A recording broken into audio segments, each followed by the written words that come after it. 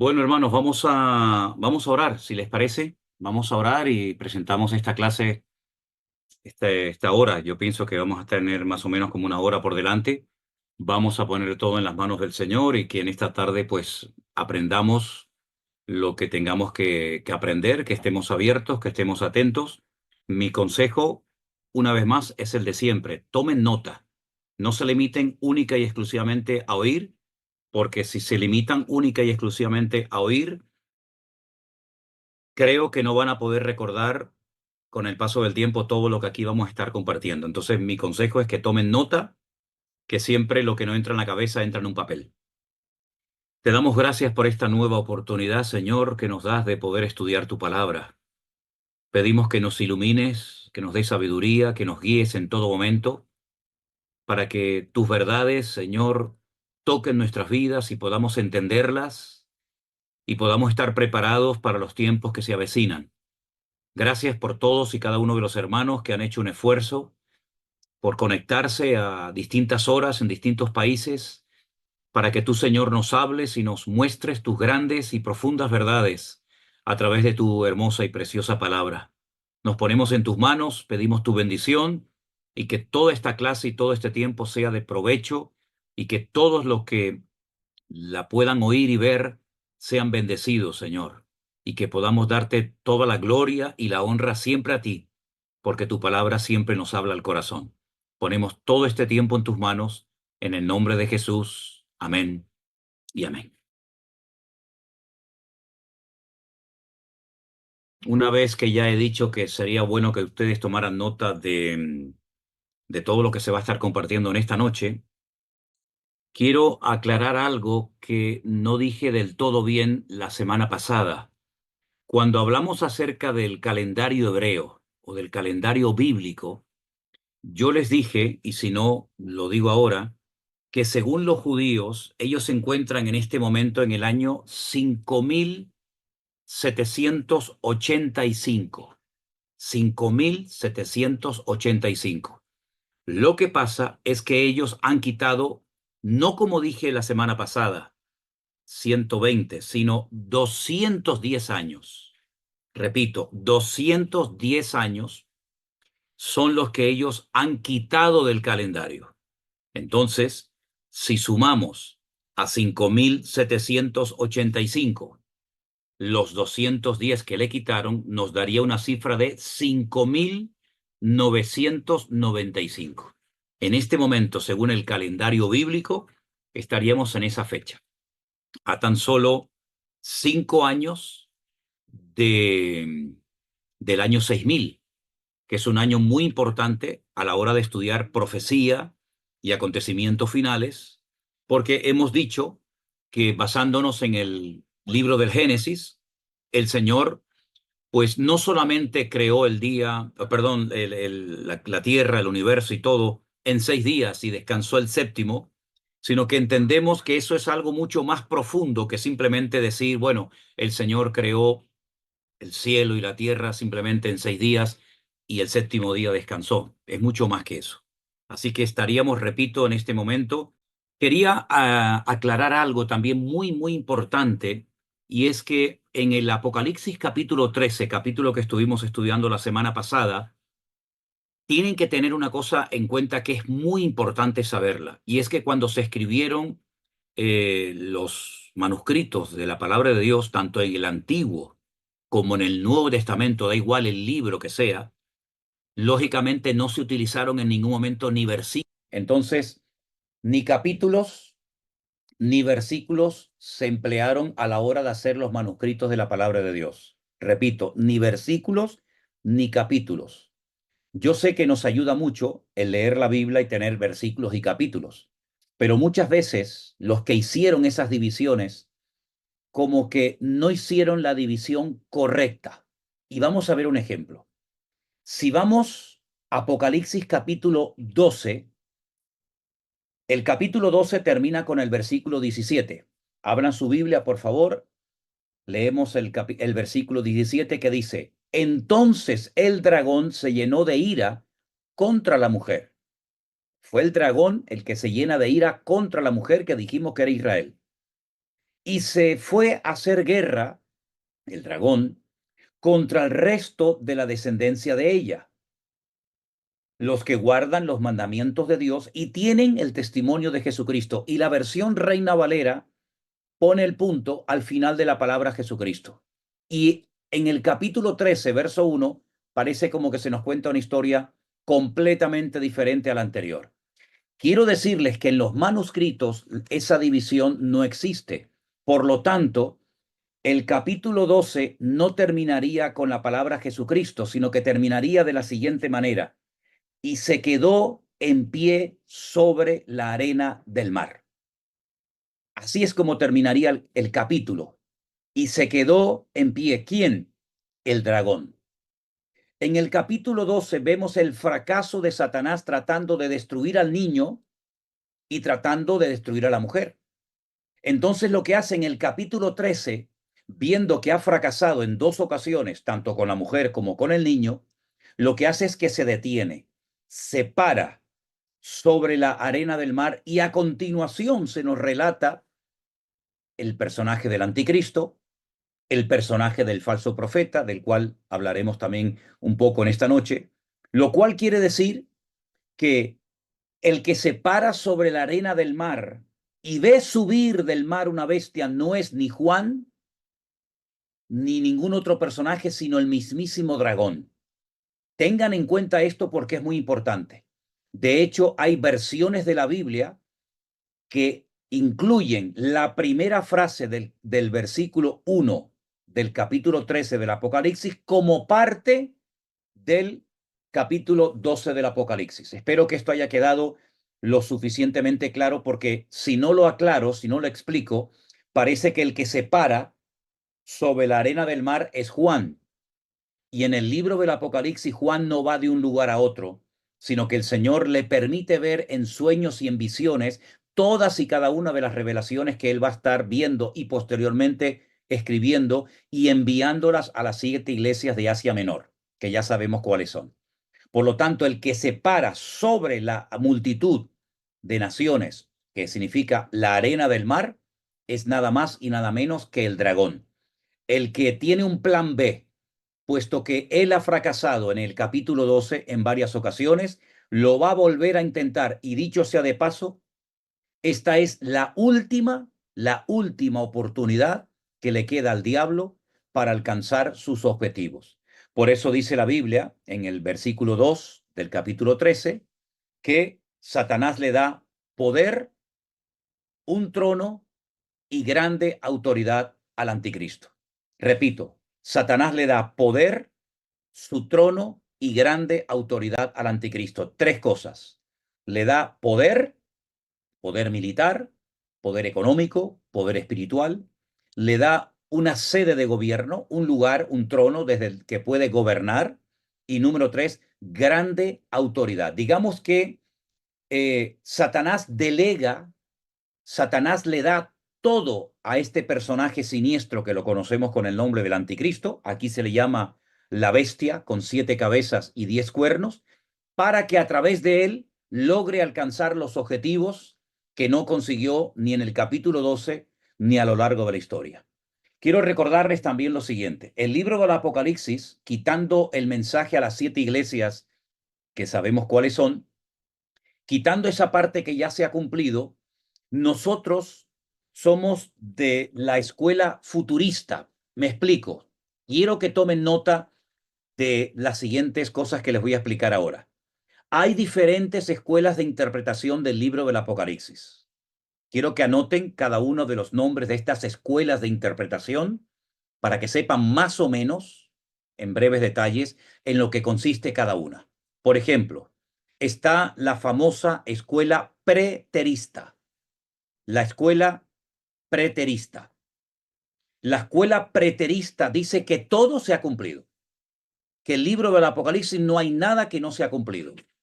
Se ha cumplido a lo largo del Imperio Romano, en los primeros siglos de la era cristiana.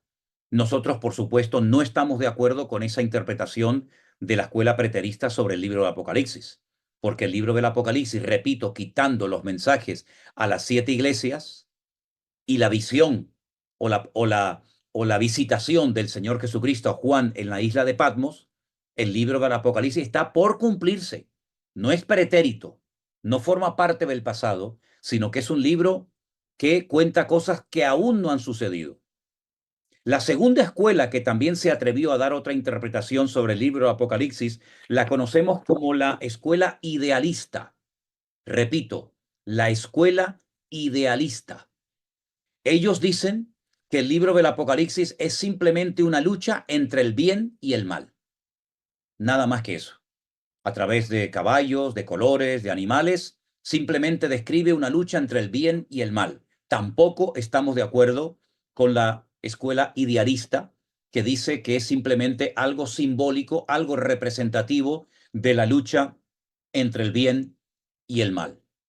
Hay otra escuela de interpretación que es la escuela histórica, que dice que el libro del Apocalipsis se ha ido cumpliendo a lo largo de la historia de la Iglesia, desde que nace en Pentecostés, en Jerusalén, hasta los tiempos actuales.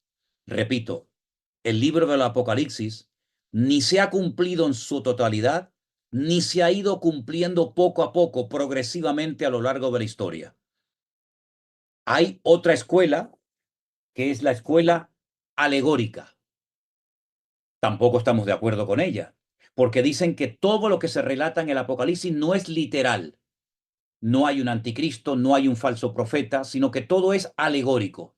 Todos son símbolos que tienen otro mensaje que hay que saber interpretarlo. El libro del Apocalipsis no es una alegoría, no es una parábola. Nosotros somos de la escuela futurista. No se asusten por esta expresión. La escuela futurista dice que quitando la visitación del Señor Jesucristo a Juan en la isla de Patmos, Apocalipsis capítulo 1, y los mensajes de las iglesias que existían en la época del apóstol Juan en los primeros capítulos de la Biblia, el resto del libro está por cumplir. Entonces no somos ni de la escuela preterista, ni de la escuela idealista, ni de la escuela histórica, ni de la escuela alegórica, tampoco de la escuela liberal, que también hay otra que se llama así, sino somos de la escuela futurista. Creemos que la mayor parte del libro del Apocalipsis está por cumplirse en los últimos tiempos. Ahora bien, la gran tribulación o la tribulación se divide en dos grandes bloques. Una primera parte de 3 años y medio y una segunda parte de 3 años y medio. ¿De acuerdo?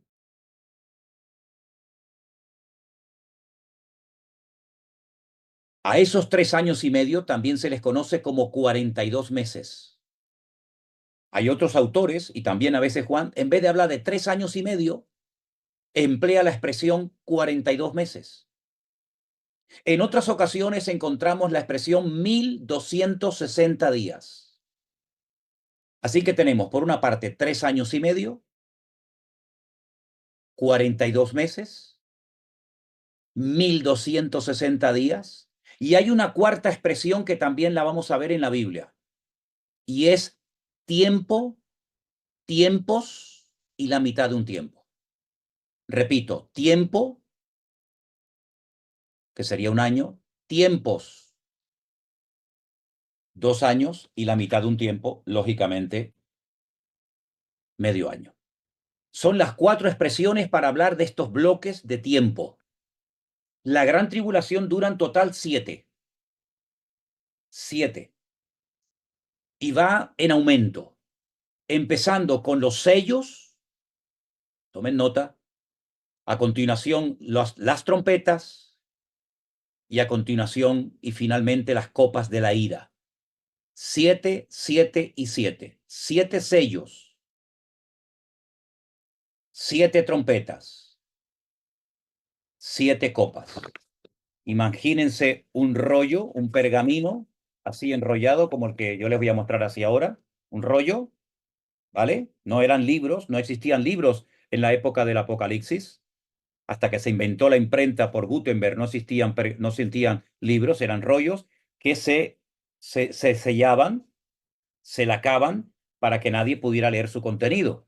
Luego había que cortarlo, abrirlo y leer el contenido. A Juan se le presenta una visión donde él ve un rollo que en vez de tener simplemente un sello lacrado, tiene 7. Y nadie es digno de desatarlo, nadie es digno de abrirlo hasta que aparece el Señor Jesucristo. Y comienza a leer lo que ocurre. Esos 7 sellos, esto es muy, muy importante, se cumplen, se llevan a cabo en la primera parte de la gran tribulación. Los 7 sellos. Terminan los 7 sellos y pasamos a las 7 trompetas. Entonces, vemos que los 7 sellos y las 7 trompetas se desarrollan, se cumplen en los primeros 3 años y medio de la tribulación. Algunos dicen, no, la gran tribulación empieza en la segunda parte. No, no, no, no. La gran tribulación empieza con el primer día. Lo que pasa es que va de menos a más. Y fundamentalmente, lo que nos cuentan los sellos, pues no son cosas tan impactantes o tan terribles como las que van a ocurrir después. Pero la gran tribulación son 7 años. 3 años y medio y 3 años y medio. La primera parte se cumplen los sellos y las 7 trompetas. Cuando pasan 3 años y medio, el anticristo profana el templo de Jerusalén, que ya ha sido construido en la primera parte de la gran tribulación, y a continuación los últimos 3 años y medio, que son los más terribles, que es donde se marca a la gente con la famosa marca de la bestia, es cuando se derraman las 7 copas de la ira sobre el planeta Tierra. ¿De acuerdo? Les voy a dar unos datos que yo creo que pueden ser muy, muy importantes cuando más adelante vayan a leer o a interpretar otros pasajes de la Biblia. Por ejemplo, un dato que ya todos ustedes conocen es que para el Señor un día es como 1000 años y 1000 años es como un día. Eso ya lo saben. Pero, ¿y una hora? Si 1000 años son un día y un día son 1000 años, una hora son 41,6 años. Eso es muy importante que lo tengan en cuenta. Una hora en profecía, en escatología bíblica, son 41,6 años de historia.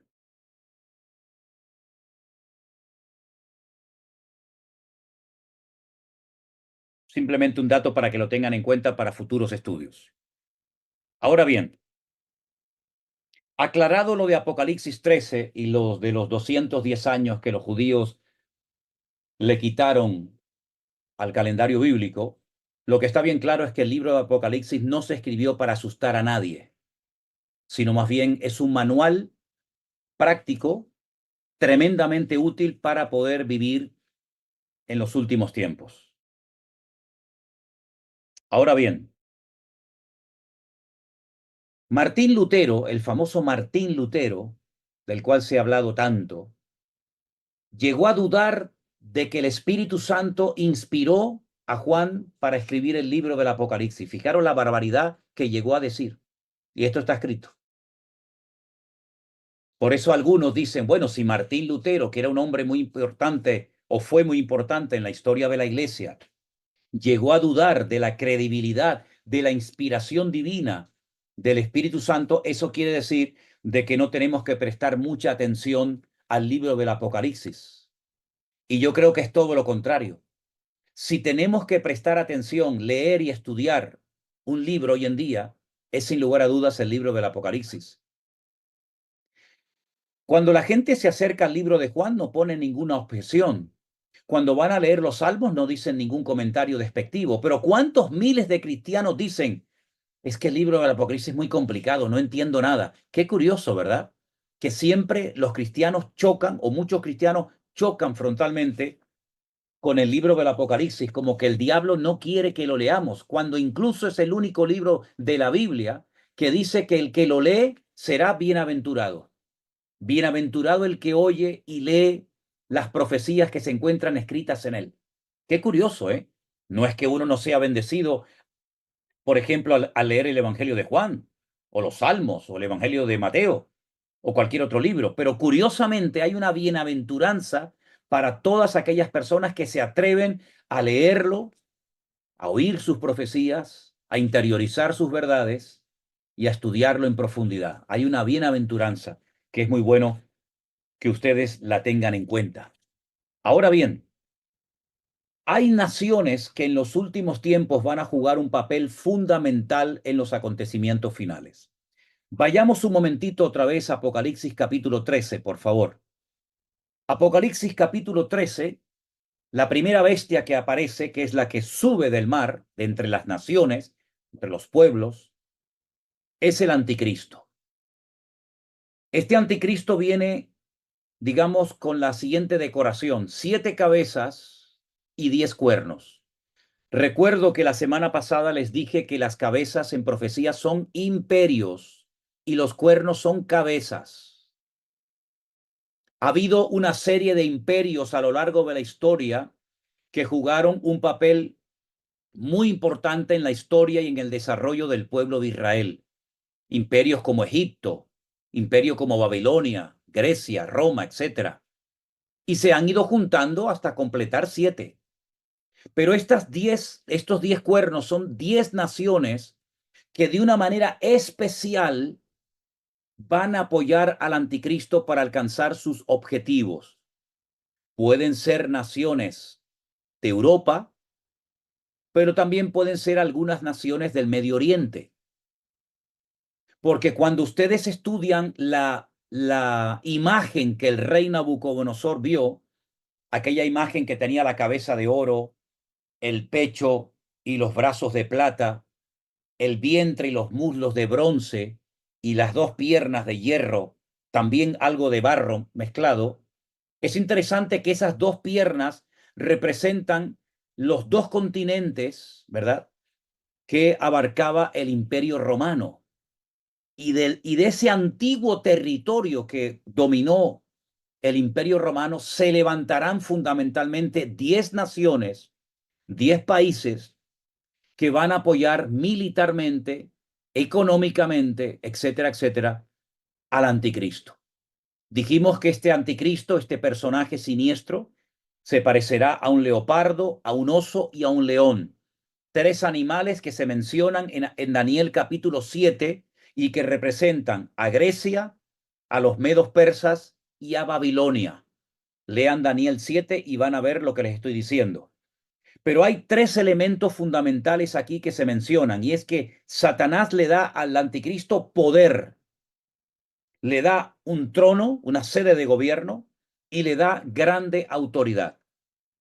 Es interesante notar que en el centro, o prácticamente en el centro de Europa, está el famoso Parlamento Europeo, donde políticos de toda Europa, Alemania, Grecia, España, Francia, etcétera, etcétera, se reúnen para tomar acuerdos que luego se tienen que cumplir en todo el continente europeo.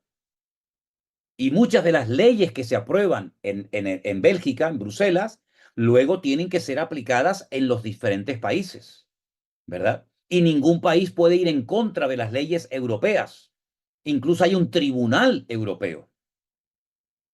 Y puede ser, y yo he pasado muchas veces por delante y he visto el Parlamento Europeo, puede ser que el anticristo utilice esa sede de gobierno que ya está preparada, que ya existe, pues para hacer acto de presencia y al mismo tiempo, pues para ejercer y hacer de las suyas en los últimos tiempos.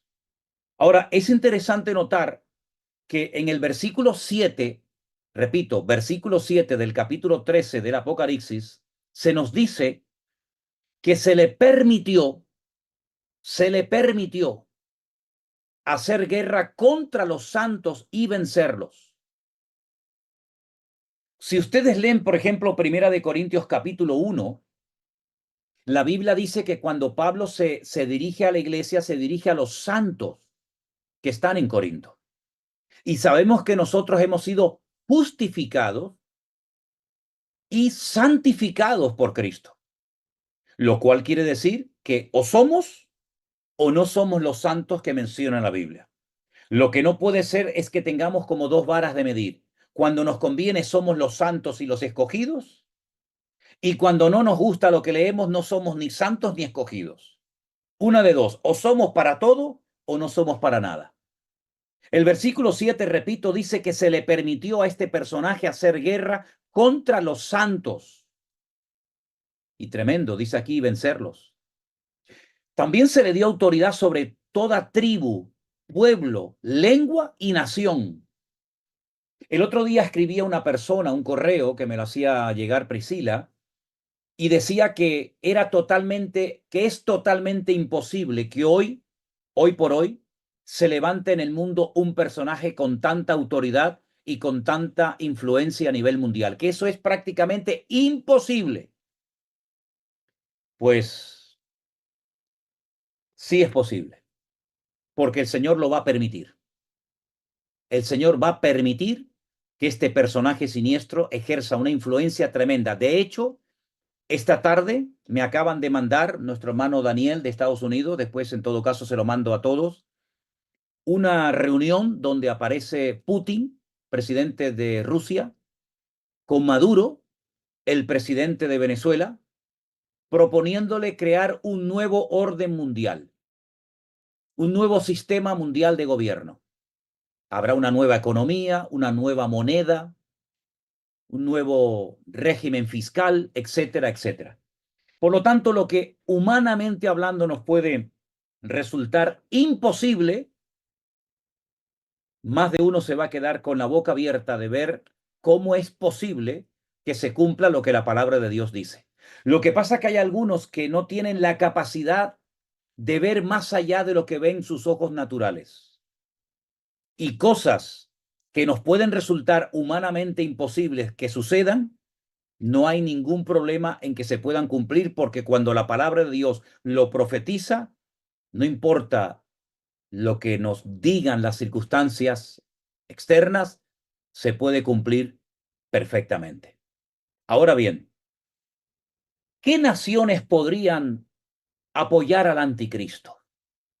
Claro, si yo hago la pregunta y abrimos los micrófonos, muchos de ustedes van a comenzar a mencionar un montón de naciones.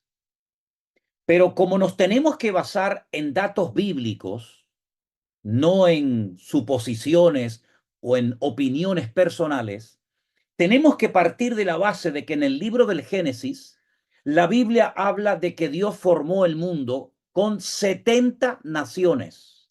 Este dato es muy importante, ustedes lo van a encontrar en el libro del Génesis. Muchas de esas naciones hoy en día tienen otro nombre. Otras han mantenido el nombre prácticamente desde el principio. Por ejemplo, una nación que siempre se ha llamado igual es Egipto. Egipto nunca ha cambiado el nombre.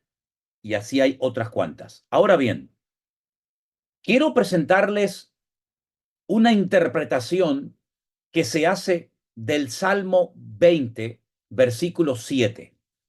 El Salmo 20, versículo 7 es muy interesante porque con datos bíblicos y utilizando y recurriendo una vez más al idioma original de las Sagradas Escrituras, que es el hebreo, creo que podemos ver aquí algo muy interesante.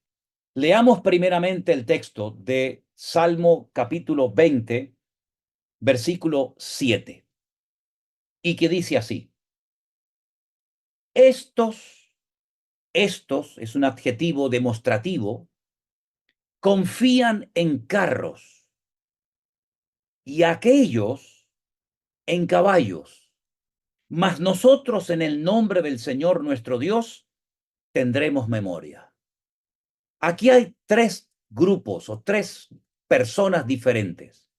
Los que confían en carros, los que confían en caballos y los que invocan el nombre del Señor, los que se agarran al Señor y al poder de su palabra y de su nombre.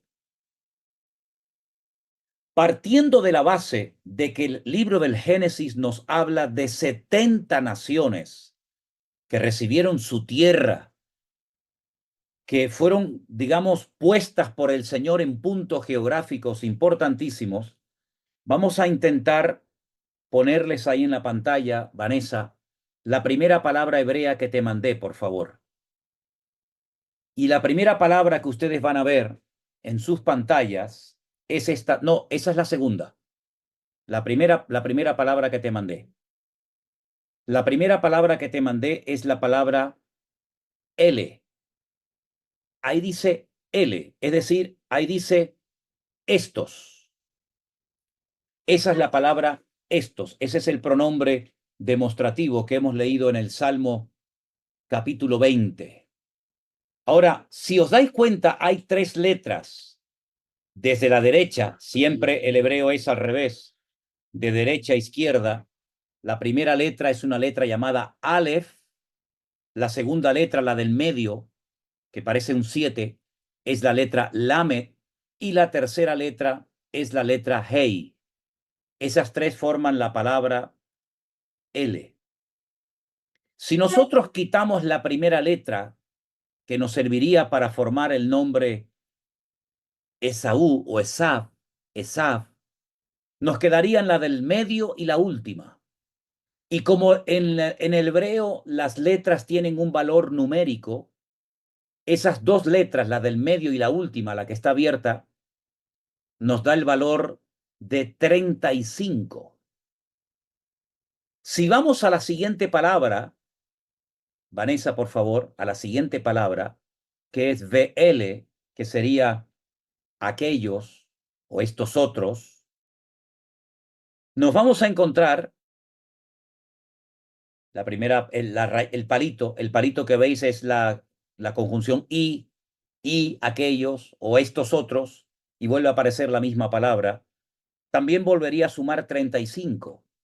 Es decir, que 35 y 35 nos da un valor numérico de 70, que son las 70 naciones de las cuales habla la Biblia. Pero esas 70 naciones se dividen en dos bloques. Una parte que son los que confían en carros y una segunda parte de 35 naciones que confían en caballos. Ahora, cuando estudiamos el Antiguo Testamento, todo lo que tiene que ver con Esaú nos habla acerca de las naciones occidentales, las naciones que usan la tecnología. Ahí aparecen los carros, la tecnología, el avance, la ciencia. Sin embargo, las otras 35 naciones que se asocian con Ismael, el padre de las naciones árabes, se asocian con caballos. Ya no hay tanta tecnología, pero son muchos, tienen mucha fuerza. Pero ya no se habla de carros, de tecnología, se habla de caballos. De hecho, el caballo árabe es, junto con el hispano árabe, el mejor caballo que existe en el mundo. ¿Qué nos está diciendo aquí la palabra? Que en los últimos tiempos habrán personas que confían en su tecnología, procedentes de naciones occidentales, europeas, etcétera, naciones avanzadas, que se van a unir junto con otro grupo de naciones no tan avanzadas, no tanta tecnología, que son las naciones árabes, que son los que están representados con los caballos. Y esto nos da una idea de esa asociación que se va a producir en los últimos tiempos de naciones, digamos, modernas de tecnología, con naciones no tan tecnológicas, pero que tienen algo muy importante, que es el oro negro, como es el petróleo. Lo que hace que un tanque de combate se mueva, lo que hace que un avión vuele, lo que hace que un barco se traslade de un lugar a otro. Y estamos viendo cómo Occidente se está uniendo con naciones árabes y todas en contra de uno. Así como pasó en la Segunda Guerra Mundial, que era uno contra todos, en los últimos tiempos se le da la vuelta a la tortilla y son todos contra uno. Y ese uno, en aquel momento, representado por el pueblo de Israel, eran los únicos que confiaban en un Dios, eran los únicos que tenían las instrucciones de Dios por escrito, que era la palabra de Dios, la Torá, los salmos, etc. Y por eso vamos a ver en los últimos tiempos que Israel va a experimentar una presión sin precedentes. Ya sé que los judíos, alguien podría decir, siempre han sido perseguidos, siempre han sido masacrados, fueron expulsados de aquí, fueron expulsados de allá, pero lo que vamos a ver en los últimos tiempos como presión social, política, incluso espiritual contra el pueblo de Israel no tiene precedentes en la historia. Y lo estamos viendo, como incluso en las famosas universidades de lujo, de élite de los Estados Unidos, se han levantado hordas de personas en contra del pueblo de Israel. Europa prácticamente apoya más a los palestinos que al pueblo de Israel, y es como que el mundo se ha puesto al revés. Y como dije la semana pasada, no es que Israel sea una nación perfecta. Israel sigue todavía en su inmensa mayoría rechazando al Mesías, pero hay unos proyectos, hay unos planes, hay unos pactos que Dios ha establecido con ese pueblo, con esa nación, y que sí o sí se tienen que cumplir de una u otra manera. Caín se levantó contra su hermano Abel, hermano contra otro hermano. Vimos después, más adelante, cómo el faraón se levanta contra todos los varones de Israel, pero deja a las hembras sin tocar. A las mujeres no las tocó, pero a los hombres sí. Pero vemos que de uno se pasó a querer matar a todos los varones. Luego, en los tiempos del libro de Esther, ya se incluyeron a las mujeres, ancianos, niños y, por supuesto, varones. Ya se va ampliando la presión. Vimos, por ejemplo, también en la Segunda Guerra Mundial, el objetivo de los nazis era la destrucción y la aniquilación de toda la población judía, no solamente en Alemania, sino en cualquier parte del mundo. De hecho, incluso tuvo conversaciones con el mufti de Israel para entregarle a los judíos que vivían en aquel momento en aquel país que todavía no había sido, digamos, nombrado o establecido como Israel, como Estado moderno. Y vamos a ver en los últimos tiempos un paso más allá. Es una guerra contra el Dios de Israel. Ya no es una guerra contra hombres, mujeres, niños y ancianos, sino es una guerra con una connotación espiritual tremenda, hasta el punto que lo que se pretende es una guerra abierta contra el Dios de Israel, contra la palabra de Israel y contra todo lo que sea objeto de culto, hasta el punto que lo que se va a producir en los últimos tiempos es la puesta en escena de otro personaje siniestro que se conoce como el falso predicador o el falso profeta. ¿Qué era un profeta en los tiempos de la Biblia? Una persona con una unción especial para traer el mensaje divino. Una persona escogida por Dios para que en momentos puntuales guiara al pueblo al corazón de Dios, al arrepentimiento, y que el pueblo volviera otra vez a los caminos del Señor. En el capítulo 13 también se nos habla de este personaje, a partir del versículo 11. Leamos la información que la Biblia nos proporciona. Versículo 11. Después vi otra bestia, otra, es diferente. En este caso subía de la tierra. La procedencia es diferente. No sube de entre las naciones, como el caso del anticristo, que una serie de naciones lo apoyan, una serie de naciones lo levantan, sino que ahora la puesta en escena de esta otra bestia es diferente. Simbólicamente se nos habla de que tenía dos cuernos semejantes a los de un cordero, pero hablaba como un demonio. Es decir, su apariencia no tiene nada que ver con la esencia de este personaje. Aparenta ser un cordero, dice que tendrán apariencia de piedad, pero negarán la eficacia de la misma. Pero habla como un dragón. Ejerce toda la autoridad de la primera bestia en presencia de ella. Es decir, que está para apoyar al anticristo. Y hace que la tierra y los moradores de ella adoren a la primera bestia cuya herida mortal fue sanada. Este representante de esta institución religiosa, que la Biblia la denomina la gran ramera o la gran Babilonia, no tendrá ningún problema en que la gente adore a un hombre como si fuera Dios. Y la pregunta es, ¿por qué no tendrá ningún problema en hacer o en obligar a la gente a que adore a la bestia o al anticristo como si fuera un Dios? porque tenemos que retroceder un poco. Y dice en el versículo 3 que una de sus cabezas fue herida de muerte, pero su herida mortal fue sanada, y se maravilló toda la tierra en pos de la bestia. Puede ser que aquí la Biblia nos esté dando el siguiente dato, y es que el anticristo sufra una especie de atentado durante la primera parte de su reinado y se corra la noticia de que lo han suicidado, lo han matado, pero milagrosamente vuelve a la vida y es entonces cuando el falso profeta o el falso predicador hace que la gente lo adore como si fuera una especie de Mesías, una especie de Dios que necesita ser adorado. También dice la Biblia que hace grandes señales, de tal manera que aún hace descender fuego del cielo a la tierra delante de los hombres. ¿Cómo lo va a hacer? No lo sabemos.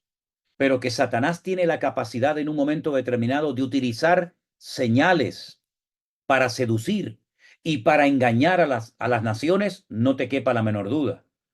Dice que engaña a los moradores de la tierra con las señales que se le ha permitido hacer en presencia de la bestia. Las señales, los prodigios, las maravillas que el Señor hace no son para engañar, son para darle gloria y honra a Dios. Pero en este caso es al revés. En este caso, estas señales son para engañar a la gente y para obligarlas a que adoren a la bestia. Y dice que al final hace que le hagan una imagen, una estatua, un holograma, vete tú a saber, a la bestia, que tiene la herida de espada y vivió. Y se le permitió infundir aliento a la imagen de la bestia para que la imagen hablase e hiciese matar a todo el que no la adorase.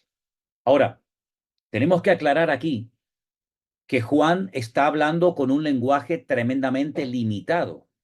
¿Por qué digo tremendamente limitado? Porque él está viendo cosas de nuestra época, pero no tiene las palabras para decir exactamente qué es lo que Juan está viendo.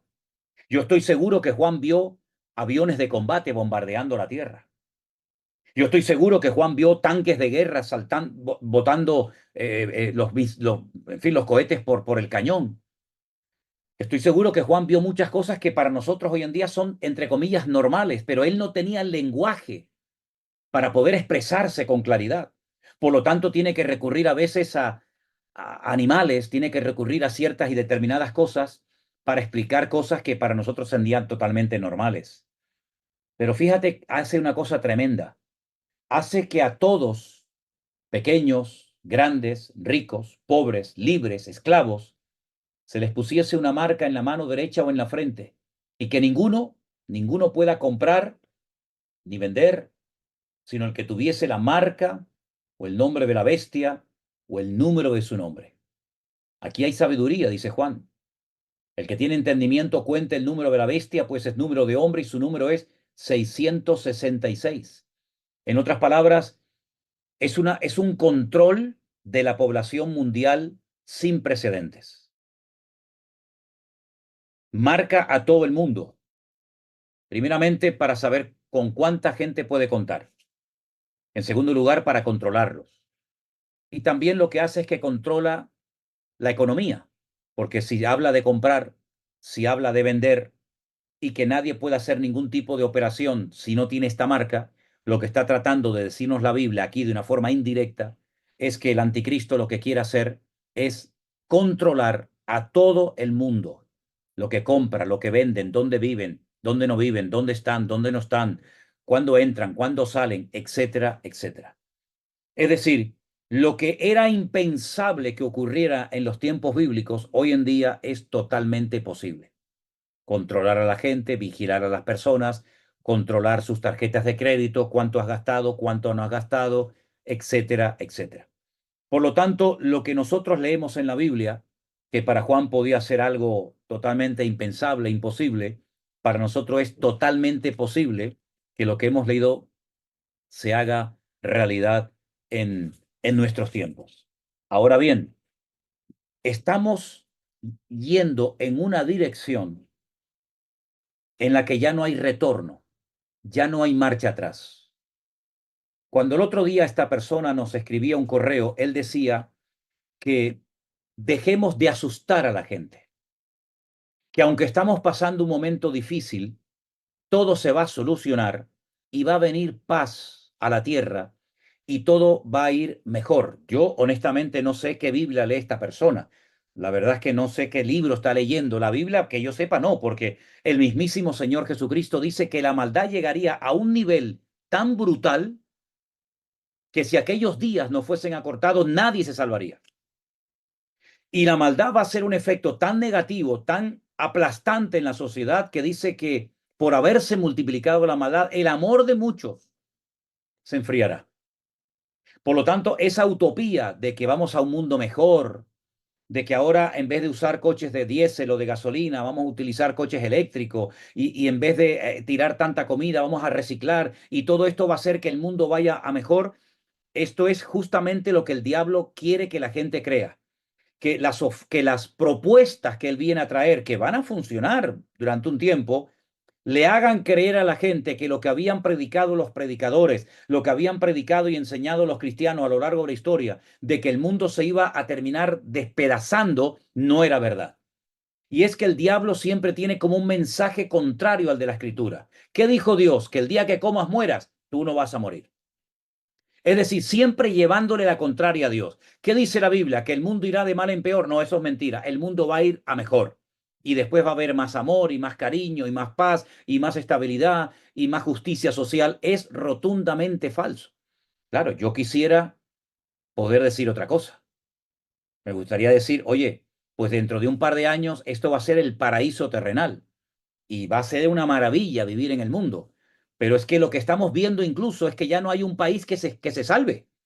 Es que ya no hay un lugar en Europa que uno diga, oye, vivir aquí es una maravilla. O en Estados Unidos o en África, ya no hay un país bajo la tierra que no vaya a ser sacudido y zarandeado por los acontecimientos finales. Por lo tanto, lo que el creyente tiene que hacer es prepararse en todos los sentidos para que estas cosas no nos sorprendan.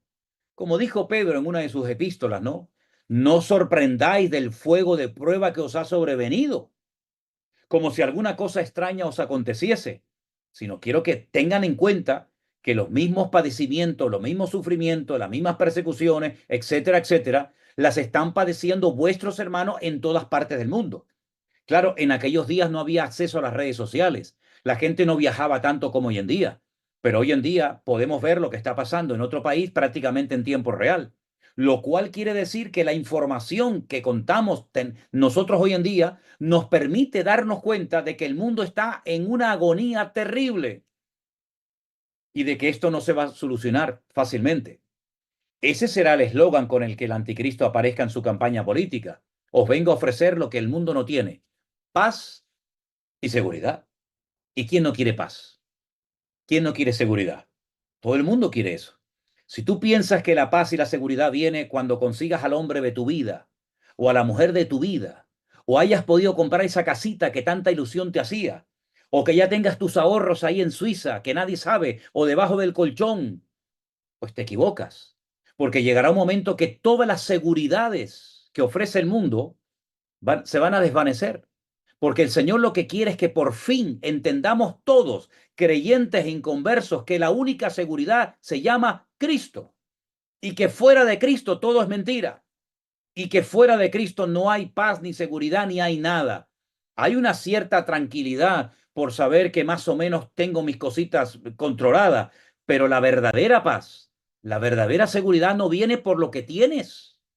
Porque lo que tienes, ahora mismo entran en tu casa 4 personas encapuchadas y armadas y te quitan todo. Y todo lo que has acumulado durante toda tu vida se lo llevan. Y no es la primera vez que ocurre. Déjenme que les cuente algo que me contaron de primera mano cuando en el mes de diciembre, después del ataque de este grupo de Hamas, atacó a Israel el día 7 de octubre, yo fui en diciembre con un hermano, solo, fuimos los dos, para ver lo que allí estaba sucediendo. Todas aquellas personas que fueron atacadas en los kibutzim del sur de Israel, vivían muy bien. Para ellos era un sueño el poder tener su casita, su finca, sus animales, sus terrenos, y en una hora lo perdieron prácticamente todo. Y todas sus seguridades se desvanecieron, hasta el punto que muchos perdieron la vida. Y otros tantos todavía no han podido regresar a aquella vida de paraíso que ya habían, digamos, diseñado, ¿no? Entre muchos de ellos. Es interesante notar que el año pasado, en la fiesta que en este momento se está celebrando en Israel, que era la Simchat Torah, la alegría por haber leído ya el ciclo de todos los libros de la Torah de Moisés, pues en ese día pues se produjo una tragedia que no había tenido precedentes hasta los tiempos de la Segunda Guerra Mundial. Y es interesante notar cómo muchas personas lo perdieron prácticamente todo en minutos. Trabajo de años y años. Lo perdieron todo en cuestión de minutos. Y es interesante notar porque se volvió a repetir la historia, que la única seguridad de verdad que funciona es nuestro Señor Jesucristo. Si cambiamos o queremos unir nuestras seguridades personales con la seguridad que produce el Señor, ese matrimonio no funciona. Va a terminar en un divorcio.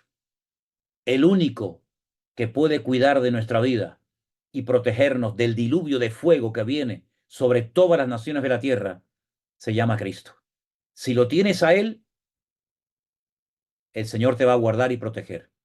Y si no, amigo, prepárate porque, como dije el otro día en el culto, el anticristo va a marcar a la gente que se quede y que tengan que seguirlo a él y que para poder hacer cualquier operación van a tener que dejarse marcar y los que se marquen nunca van a poder convertirse. Están condenados a cadena perpetua espiritualmente hablando. Por lo tanto, si alguno de los que está oyendo y escuchando esta enseñanza, te quedas en la segunda parte de la gran tribulación, quiero que sepas que cuando algún día se te ocurre ir a la iglesia o enciendas el Zoom y de repente veas que desaparecieron centenares de hermanos que están conectados en este momento y tú te quedaste ahí viendo la pantalla y diciendo, uy, ¿qué pasó? Pues lo que pasó es lo que dice la Biblia, que en un momento y en un abrir y cerrar de ojos, los que estemos con vida en ese momento, seremos llevados a la presencia del Señor y en el aire lo recibiremos para estar siempre con Él. Así que todas estas verdades bíblicas que se han predicado durante siglos, en algún momento de la historia, digo yo, tenían que cumplirse, ¿no les parece? Muchos hermanos, muchos creyentes leyeron de que nacería un Mesías en Belén de Judea y no lo vieron. Pero hubo una generación que lo vio nacer y hubo una generación que lo conoció personalmente y hubo una generación que vio su muerte y su resurrección y hubo una generación de creyentes que predicaron el evangelio y que dieron la vida por Cristo y que estuvieron como testigos en el aposento alto y fueron llenos del Espíritu Santo. Y tendrá que haber una generación, la nuestra probablemente, que sea la que vea la manifestación del anticristo, que vea cómo las naciones se unen todas para ir en contra de Israel, que vea lo que hemos leído en el Apocalipsis durante más de 40 años, por ejemplo, en mi caso, y que lo hemos leído y leído y leído y predicado, pero que todavía no se ha cumplido. Y estamos más cerca del cumplimiento de estas profecías que ninguna otra generación de la historia de la humanidad.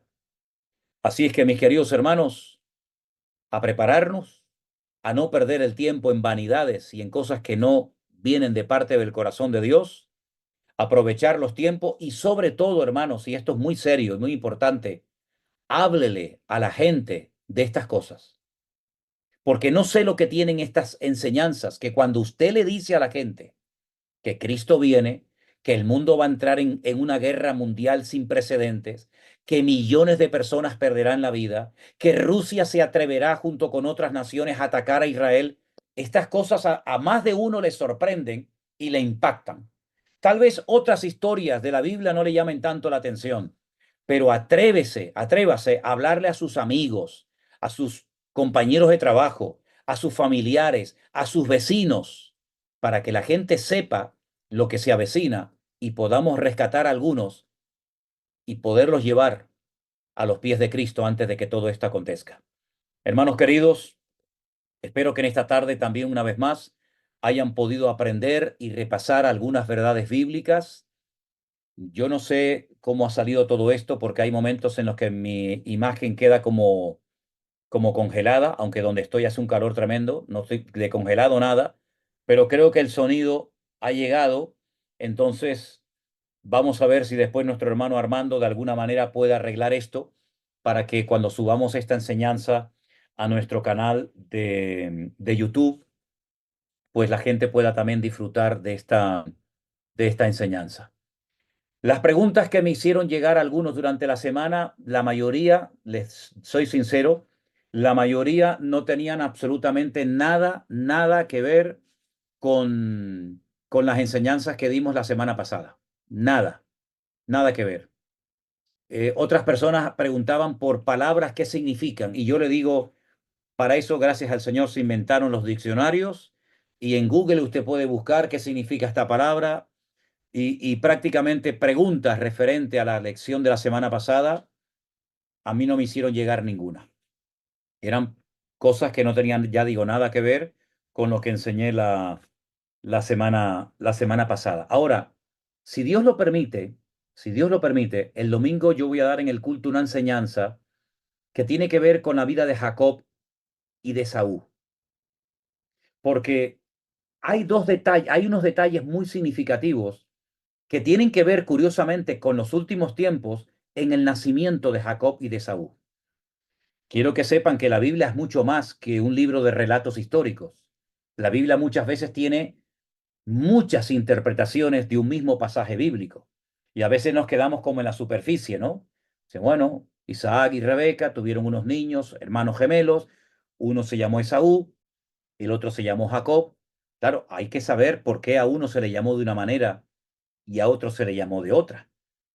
Y es muy interesante cómo Esaú finalmente se casó con una hija de Samuel, que es el que representa a las naciones árabes. Y si Esaú, en cierto sentido, en profecía, representa a Occidente o a Europa, cómo Europa se junta con los países árabes para hacer una alianza siniestra que tiene que ver con los últimos tiempos. Por qué destaca la Biblia que cuando Esaú nació tenía mucho pelo y Jacob no tenía ninguno? ¿Qué tiene que ver el pelo con las profecías? Tiene que ver muchísimo, porque hasta el nombre nos habla de cómo era su esencia. Y creo que va a ser muy interesante la historia o el mensaje del domingo, porque vamos a ver representadas dos modelos de vida, dos estilos de vida diferentes. Aquellos que ya tienen pelo en pecho, como se solía decir antiguamente, y aquellos que la vida les va dando un crecimiento progresivo hasta convertirse en el tipo de persona o en el tipo de nación o de creyente que Dios quiere que seamos. Pero eso será la enseñanza, Dios mediante, para el domingo, porque la estoy preparando y yo creo que podemos aprender cosas también muy interesantes. Además, hay algo también que me llama mucho la atención, que dice que el padre tenía inclinación por Esaú. La madre no. La madre a quien amaba y a quien apoyaba era al otro. ¿Y por qué el padre tenía una tendencia en amar a uno en detrimento del otro? ¿Y por qué la madre amaba a Jacob y sin embargo de Esaú nunca le prestó ninguna atención? ¿Qué tiene que ver todo esto? Porque luego uno de ellos tendrá unos sueños donde ve al padre y donde ve a la madre, donde ve al sol y donde ve a la luna. Pero él ya desde pequeñito vivió en carne propia que su padre no le hizo mucho caso a él, a Jacob. Sin embargo, su madre sí. En fin, todo esto creo que va a ser muy interesante. Y estudien la historia, lean la historia del nacimiento de Jacob y de Saúl, cómo fue la vida de cada uno de ellos, porque creo que va a ser muy interesante y todo va a tener siempre una aplicación, una connotación para los tiempos finales en los que estamos viviendo. Amén, hermanos. Bueno, Vanessa, Elena, por mi parte, esto es lo que yo les quería compartir en esta tarde. Eh, que el Señor les bendiga muy ricamente. Repasen los apuntes, repasen las anotaciones y espero que hayan podido también disfrutar mucho de esta clase. Adelante. Iba a decir, no hay oportunidad para alguna pregunta ahora. Sí, yo no tengo ningún problema siempre y cuando haya un mínimo de orden en las preguntas e insisto en algo muy importante que yo creo que se tiene que decir. Por favor, preguntas que tengan que ver con lo que se ha enseñado. No me estén preguntando por los pajaritos del Jardín del Edén, porque yo no he hablado de eso. Preguntas que Claro. tengan que ver con lo que se ha hablado hoy o la semana anterior. Creo que Sandra me dijo por el teléfono una pregunta, Sandra Gaviria, que le habían hecho. Pues si la Hay, tienes, por favor. hay otra mano levantada, pero no se ve la cara de... Bueno, es Sandra primero, por favor. ¿Está Sandra por ahí? Si pudiera abrir el micrófono Sandra y hace su pregunta, estupendo. Sí, sí, pueden. Vale, estoy viendo que hay varias manos levantadas y voy a ir poco a poco dándoles paso para que puedan abrir sus micros. Ok. Perfecto.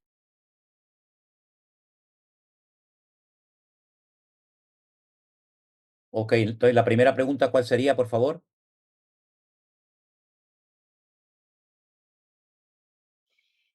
Vane, ¿te encargas tú de dar paso a las personas que están con la mano levantada? Sí, ya estoy abriendo, solo que cuando les llegue la notificación, por favor, denle a aceptar y esperar si hay alguien que está hablando.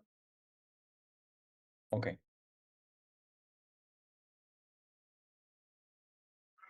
Tengo el audio abierto de un iPhone, no tiene nombre, si puede hablar, que ya tiene el audio abierto. Eh, seré yo. Gracias. Debe ser tú porque te estamos escuchando a ti. ¿Cómo te llamas? Sí, bendiciones. Marilyn. Marilyn, ok. Ajá. Sí, pastor, quiero preguntarle si el anticristo puede ser un político que esté ya, por ejemplo, o que va apenas a empezar su carrera política en ese momento. Mira, mi opinión personal, yo no puedo decirlo con la Biblia porque no. Pero en mi opinión particular, yo creo que el anticristo está vivo hace ya mucho tiempo. Simplemente se tienen que dar una serie de acontecimientos que aún no se han dado, pero se están haciendo reuniones en muchas partes del mundo eh, muy interesantes y yo creo que en menos de lo que nos podemos imaginar, este político, porque es un político, se va a manifestar de una forma tremenda. Ahora, antes de seguir, hace unos años, alguien, un ortodoxo judío, me regaló un libro que se titula El verdadero Mesías. Y dice en la portada que este libro consiste en una respuesta judía a los misioneros que intentan evangelizar a los judíos para que crean que Jesús fue el Mesías. En la página 113 de este libro hay unas palabras que las subrayé y se las quiero leer y dicen así, hablando acerca del Mesías desde el punto de vista judío. El Mesías será un ser humano normal y corriente como cualquier mortal, nacido normalmente con padre y con madre. Nuestra tradición afirma que tiene que ser un descendiente del rey David, y en la actualidad hay muchas familias que pueden acreditar que forman parte de, de este linaje. ¿Por qué leo esto? Porque el anticristo, a quien fundamentalmente va a engañar, aunque suene fuerte, va a ser a los judíos, a muchos judíos. ¿Por qué? Porque para los judíos el Mesías no es como el Mesías en el cual nosotros creemos, que no es un mortal como cualquier otro, que no va a tener que subir al templo de Jerusalén a presentar sacrificios, porque eso lo tendrían que hacer en todo caso los pecadores o ellos como judíos. Sin embargo, para los judíos el Mesías es un hombre normal y corriente con unas capacidades tremendas de poder unir, de poder clarificar ideas, de poder traer paz, de poder animar a que todos vengan al pueblo de Israel a vivir. Y el anticristo va a cumplir muchísimas de las expectativas del pueblo de Israel. Incluso va a conseguir que logren construir el templo de Jerusalén, que es el sueño dorado de millones de judíos. Por lo tanto, el anticristo yo creo que ya está con vida. Es una opinión personal, ¿eh? Yo no puedo demostrar esto con la Biblia, pero yo creo que dado los acontecimientos tal y como se están desarrollando, yo no creo que el anticristo todavía no haya nacido. Yo creo que está en una etapa de preparación, pero muchos de los detalles que hacían falta para que apareciera de un momento a otro ya se han dado. Por lo tanto, yo creo que el anticristo está por ahí, aunque todavía no se ha dado a conocer. ¿Otra pregunta? Bueno, hay muchísimas manos por lo que veo, ¿eh? Muchísimas. Vanessa, ¿me oyes?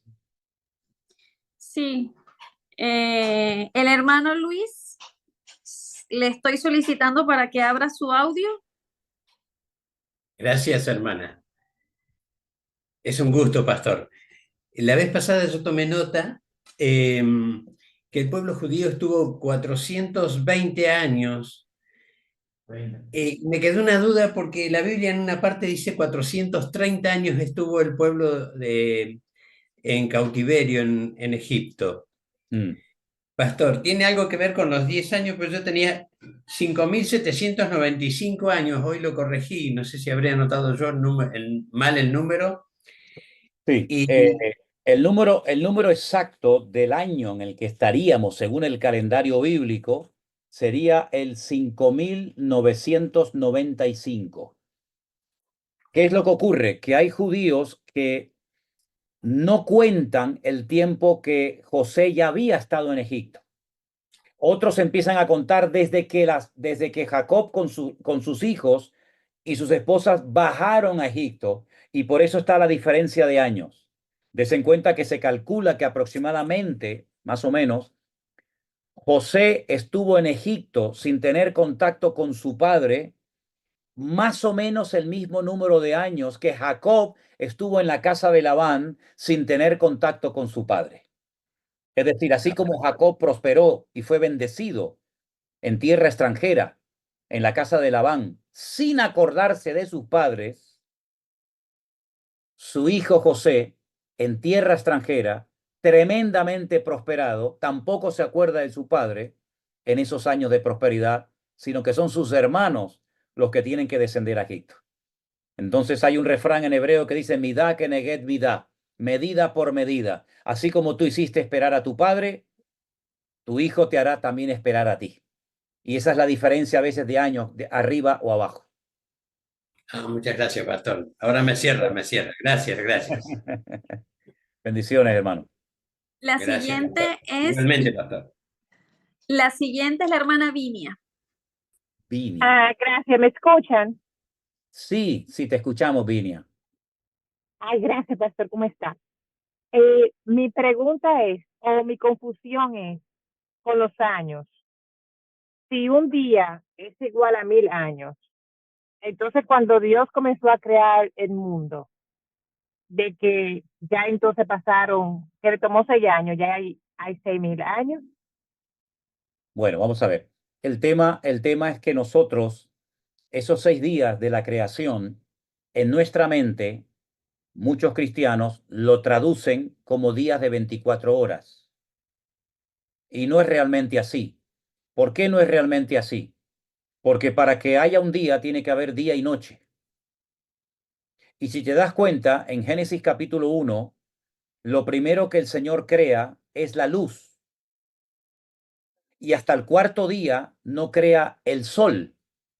Entonces uno dice, bueno, si creó el primer día la luz y al cuarto día creó el sol, ¿qué luz es la que había? Porque nosotros somos iluminados y dividimos el día entre día y noche por la luz solar, ¿verdad? Por lo tanto, esos 6 días, nadie sabe exactamente la duración de esos días. Aunque es verdad que para Dios un día es como 1000 años, también otros lo han interpretado como un tiempo indeterminado, como un tiempo indeterminado. Puede ser, y no hay ningún problema en admitir que esos días fueran de miles de años, sin ningún problema. Ahí está el problema, en el punto de partida. ¿Desde cuándo se empieza a contar? Bueno, los judíos empiezan a contar algunos desde el día de la creación, otros desde el tiempo de Adán y Eva, pero lo que está bien claro es que el planeta Tierra no tiene 5.995 años. Eso es evidente. Por eso dicen algunos, pero bueno, pero la ciencia no dice que la Tierra tiene, pero es que tampoco la Biblia dice que la Tierra como tal, tiene 5.995 años, sino que se parte de un punto de partida, pero el punto de partida no es el primer día, porque antes del primer día ya había una creación.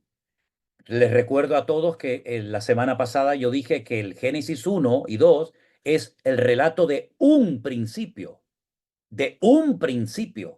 pero hubieron muchos principios anteriores al que se nos relata en Génesis 1 y 2, porque la Biblia es el relato, la relación de Dios con la tierra, pero no el relato de Dios con otras cosas que no nos incumben a nosotros. Por lo tanto, la tierra tiene miles y miles y miles de años, ¿verdad? Pero la Biblia no entra en ese aspecto de la longevidad de la tierra, sino en un relato que tiene que ver con la raza humana, la relación de Dios con el hombre y del hombre con Dios, ni más ni menos. ¿Está? La siguiente es nuestra hermana Tamara. Sí, para mí es difícil hacer esta pregunta porque tiene que ver con los tiempos que estuvimos dando y respecto a los 5.995 años y que se estaría hablando de 5 años de un periodo en donde nos tendríamos que estar preparando. Mi pregunta es la siguiente, que es como que me surge una duda. Si la palabra dice en donde nadie sabe ni la fecha ni la hora, solo el Señor, o sea, solo Dios, nosotros estaríamos teniendo este periodo de aproximadamente de 5 años como para decir, bueno, a partir de dentro de 5 años podemos llegar a estar empezando a vivir en la tribulación y ahí se cumpliría el hecho de que los que están velando no van a ser sorprendidos. Eso es como que, por un lado uno dice, uy, mirá, tenemos 5 años, pero por otro lado también entra la duda y decimos, pero ¿cómo? Si no podemos saber la fecha exacta, no podemos saber el día ni la hora, porque solamente Dios lo sabe, ni siquiera el Señor lo sabe. O sea, Es curioso, yo justamente te iba a pedir que citaras nuevamente el texto, pero que lo citaras tal y como dice, y ahora lo has hecho. El texto dice el día y la hora, pero no menciona el año. exacto. Ah, bien. El día y la hora nadie sabe, pero los tiempos y las ocasiones, los tiempos son otra cosa diferente.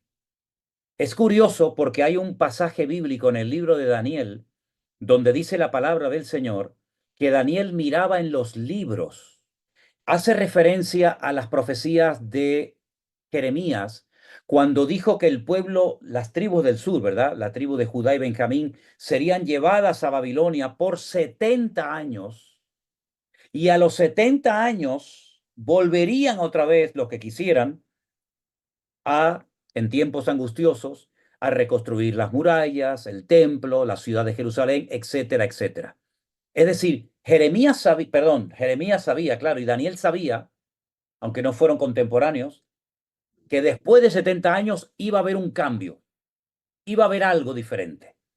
Por eso él oraba. Se calcula que la oración de Daniel la hizo en el 68, 69, a puntito de cumplirse el 70, ¿verdad? Porque claro, ¿cuándo comenzaron los 70 años? ¿Cuando llegó el primer cautivo a Babilonia? ¿O cuando fue el primer ataque en Jerusalén? Dice que Nabucodonosor estuvo un año sitiando la ciudad y al año cayó. ¿Empezó a contarse los 70 años desde ese primer día o desde el día que cayó la ciudad de Jerusalén o desde el día que fueron llevados los primeros cautivos a Babilonia?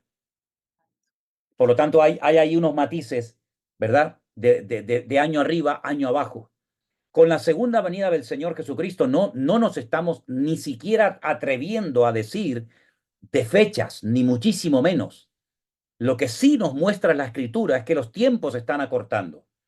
Y estos próximos 5 años pueden ser años tremendamente interesantes, porque en esos 5 años se puede llevar a cabo el cumplimiento de una serie de profecías que necesitan como mínimo 3 años y medio para su fiel cumplimiento. Es decir, hay profecías que son instantáneas, se cumplen instantáneamente, o se cumplió o no se cumplió. Por ejemplo, el nacimiento de Cristo no fue un nacimiento progresivo. Hoy nació un poquito, 6 meses más tarde nació otro poquito. No, sino que él nació entero. Él nació completo. Pero hay profecías que necesitan años para su desarrollo completo. Por ejemplo, los primeros 3 años y medio de la Gran Tribulación, los 7 sellos y las 7 trompetas necesitan, si me permiten la expresión, de un periodo de 3 años para su fiel cumplimiento. En un año, los 7 sellos y en un año, las 7 trompetas no se pueden cumplir. Necesitan 3 años y medio. Por lo tanto, es importante saber que si quedan esos 5 años tan interesantes, pues en 3 años y medio, lo que es por lo menos la primera parte de la Gran Tribulación, cuenta con tiempo suficiente para que se desarrolle esa parte de lo que llamamos Gran Tribulación. ¿Me explico? Nuestro hermano Héctor Blanco. Dios bendiga, mi pastor, ¿cómo está? Muy, a ver si te veo por ahí. Ah, ya te veo, sí, ya está. Dale. Mire, aquí en Daniel capítulo 12, verso del 11 al 12, nos habla acerca del periodo de la gran tribulación. Pero hay Daniel, un has dicho, versículo, perdón, ¿qué capítulo has dicho? ¿Qué capítulo has dicho? Daniel capítulo 2, 2. 12, Ah, 12, ok. Sí, el verso 11 y 12. sí. En específico el 12 me dice de que bienaventurado el que espere y llegue a 1335 días. Entonces, esto me lleva a mí, me hace venir a la mente, segunda de Tesalonicenses, capítulo 2, versículo 1, donde dice, con respecto a la venida del Señor Jesucristo y nuestra reunión con Él. ¿Será que hay alguna relación en estos dos versículos, en estos dos pasajes? Ok, mira, te cuento. El capítulo 12 del profeta Daniel, los versículos, como tú bien has dicho, el 11 y el 12, nos dan 2 cifras diferentes. Si te das cuenta, en el versículo 11 habla de 1290 días. Leamos el versículo 11. Desde el tiempo que se ha quitado el continuo sacrificio hasta la abominación desoladora, habrá 1290 días. Es decir, pasarán 3 años y medio. En esos 3 años y medio se cumple el versículo 11. Pero después hay un desfase. Saca la cuenta porque después la cifra que nos da el versículo 12 es la siguiente. Bienaventurado el que espere y llegue hasta los 1335. Quítale a 1335. Quítale 1290. ¿Y cuánto es? Se quedaría como un mes con 2 semanas, algo así. Ese es el tiempo que se tarda en la instauración del reino de Cristo milenario sobre la tierra en la ciudad de Jerusalén. Es decir, hay un periodo de tiempo desde que todo se echa a perder y todo es un desastre, hasta, no desde que venga Cristo, sino hasta que se establece el reino, hay como un mes y pico de ajustes, y por eso dice la Biblia, bienaventurado el que espere a ese tiempo, bienaventurado el que llegue a ese tiempo de ajuste, de establecimiento del reino, ¿verdad? Porque es ahí cuando comienza el reinado milenial de Cristo. Sí, es un tiempo como de espera, un tiempo de preparación. Entre los 1290 y los 1335 hay ahí como casi un mes y pico, ¿verdad? Hasta que se establece oficialmente el reino.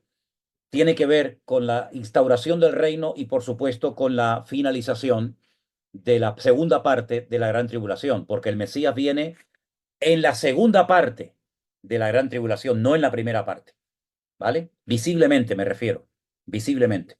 Cuando todo ojo le ve y toda la gente le reconoce como el Mesías. ¿Vale? Gracias, pastor. Dios le bendiga. Dios te bendiga, mi hermano. Nuestra hermana Sara Esther. Bendiciones, pastor. Hola, hermanita, buenas tardes.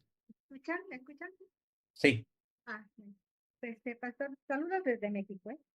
Mi duda es de Apocalipsis 12:3 y Apocalipsis 13:1. La diferencia entre el dragón escarlata dice ahí que tiene 7 cabezas y 10 cuernos, y en sus cabezas 7 diademas. Y en Apocalipsis 13:1 dice que los cuernos tienen diademas.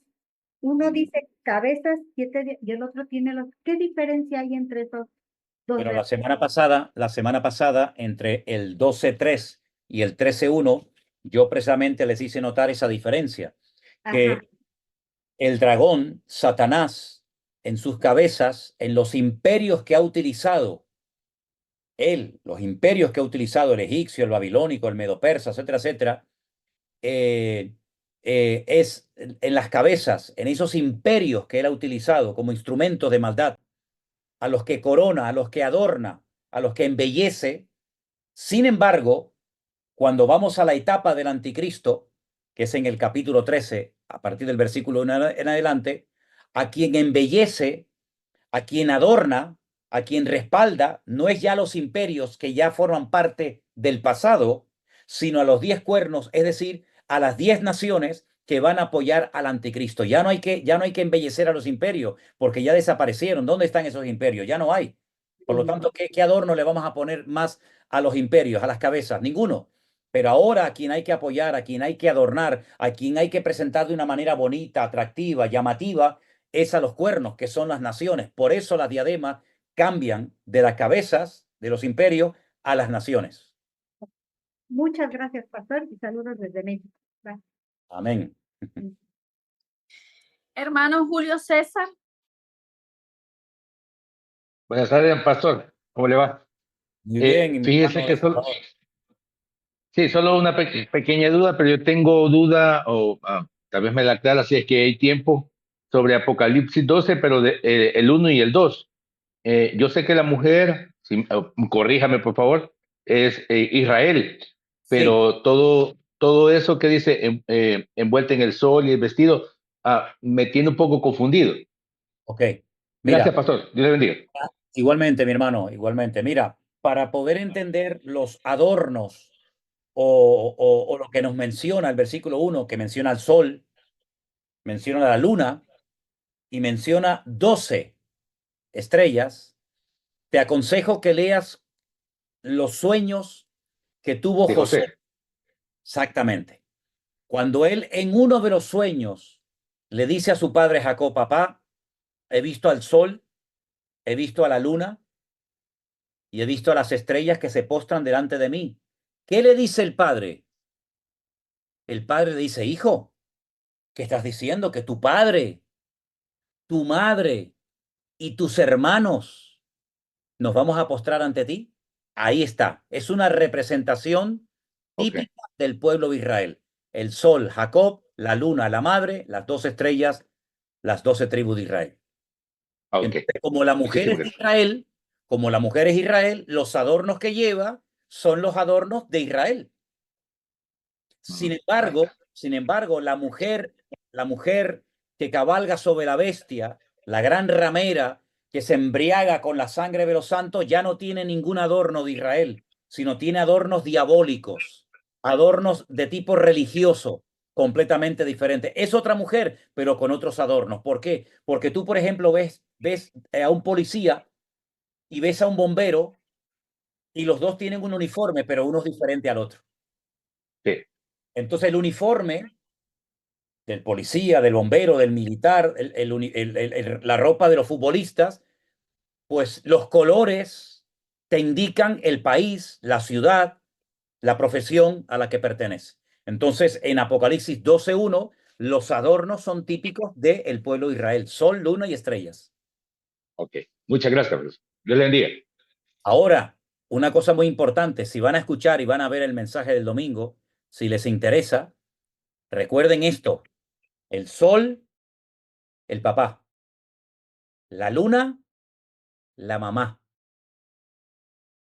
Porque después dice que el papá, a quien quería era Esaú, y la mamá, que es la luna, a quien quería era Jacob. ¿Qué tiene que ver esto? Espérense al domingo. Hermana Betty Ramos. Sí, buenas tardes, bendiciones para todos. Pastor, yo tengo una duda y es en cuanto a nosotros, la iglesia. Muchos pastores dicen que nosotros no viviremos esos tiempos, pues obviamente yo sé que no es cierto porque pues todos seremos probados en el tiempo de tribulación. La pregunta mía es, hay muchas personas que llevan años almacenando alimentos, productos de primera necesidad para los tiempos finales. Esto tiene que ver con la marca que se le hará a las personas, ya que pues nosotros no tendremos, sino si queremos irnos con el Señor, no podemos dejar marcar. Y entonces, en este aspecto, nosotros como iglesia, ¿cómo tendríamos que prepararnos? Porque pues no vamos a tener esa marca y no podremos comprar nada, ni siquiera tendremos acceso a nuestro dinero. ¿En qué aspecto nos afectaría eso como iglesia? Yo he dicho en varias ocasiones, y es algo que ustedes tienen que tener tremendamente claro, porque si no, se van a hacer un lío tremendo, y es que la gran tribulación, imagínense una línea, ¿no? Una línea de 7 años, empieza con la manifestación, la puesta en escena del anticristo, Apocalipsis capítulo 6, los sellos, los caballos que van cambiando de color, terminan los 7 sellos, ahí estamos nosotros, empiezan las 7 trompetas, a la final trompeta, a la séptima trompeta, los muertos en Cristo resucitarán primero, luego nosotros los que vivimos, los que hayamos quedado, no precederemos a los que durmieron, sino que seremos arrebatados juntamente con ellos para recibir al Señor en las nubes y así siempre estaremos con el Señor. Es decir, ¿cuánto tiempo se lleva en cumplirse los 7 sellos y las 7 trompetas? 3 años y medio. Nos vamos. Empieza la segunda parte de la gran tribulación, las 7 copas de la ira, 3 años y medio, donde el anticristo marca a los niños, a las mujeres, a los pequeños, a los ancianos. Nosotros ya no vamos a estar ahí. Así que el que quiera guardar alimentos y agua, que está muy bien, pues lo estará guardando para esta época difícil que va a venir, cuando probablemente un día vayamos al supermercado y ya no haya tantos alimentos como hace 5 años atrás, donde a lo mejor nosotros que vivimos en islas, los barcos se retrasan. Está bien guardar alimentos y comida, no pasa nada, que usted puede seguir comprando cosas en el supermercado, pues gloria a Dios, que no hay tanto como antes, pues igualmente gloria a Dios, pero los que almacenan alimentos o se están preparando, no lo están haciendo para la segunda parte de la gran tribulación, porque en la segunda parte de la gran tribulación, los verdaderos creyentes, los que nacimos de nuevo, yo entiendo que no estaremos ahí. Entonces, no nos debe de preocupar esa segunda parte, que si no estoy marcado no puedo comprar ni vender, es que yo no voy a estar ahí en esa parte. Entiendo que no vamos a estar ahí. Pensé que íbamos a estar entonces en todo ese proceso de la tribulación. Esa Bueno, era la... hermana, si usted se quiere quedar, No, no, usted pero quiera, ¿eh? pensé, pues, esa era la duda que tenía, que la iglesia se iba a mantener Alex, cállate, en tú ya todo me va a momento tocar. de la Cállate. tribulación. No, en esa segunda parte la iglesia en principio no va a estar, hermana, no se preocupe. Amén, gloria a Dios. Ahora, Gracias, pastor. también le digo que he conocido hermanos que llevan años almacenando comida Sí, y por eso se lo digo, porque se les tengo echó a amistades perder que tienen porque no cuartos les pasaron al vacío y se les echó a perder mucho de lo que habían guardado, ¿eh? Así que si lo hacen, háganlo bien, si no están perdiendo tiempo y dinero. Gracias, pastor. Buenas tardes a todos y bendiciones a Bendiga, todos. hermanita. Nuestra hermana María Becerra. Buenas tardes, pastor. Buenas tardes, hermano. Buenas Bueno, tardes, una hermano. parte de mi pregunta, hermano, ya acaba de responderle con lo de la hermana, pero tenía una duda también que en Suecia ya se está comprando con eso del chip implantado. Lo Sí. pude ver en un video. Y la otra pregunta era de los 144,000, pastor, que dice, ¿ellos sí se quedan toda la tribulación? No. No. Los 144.000 aparecen en la primera parte de la Gran Tribulación y son como, digamos, como la guardia personal del Cordero, del Señor Jesús. Aparecen en el monte de Sión cantando unas alabanzas que nadie sabe la letra sino solamente ellos.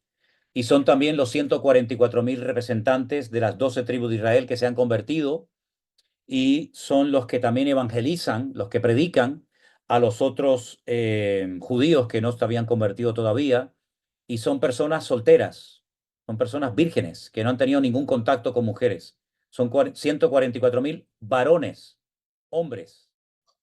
Joana. Ah, Pregunta. buenas tardes, pastor, y a todos los hermanos que están en la vista.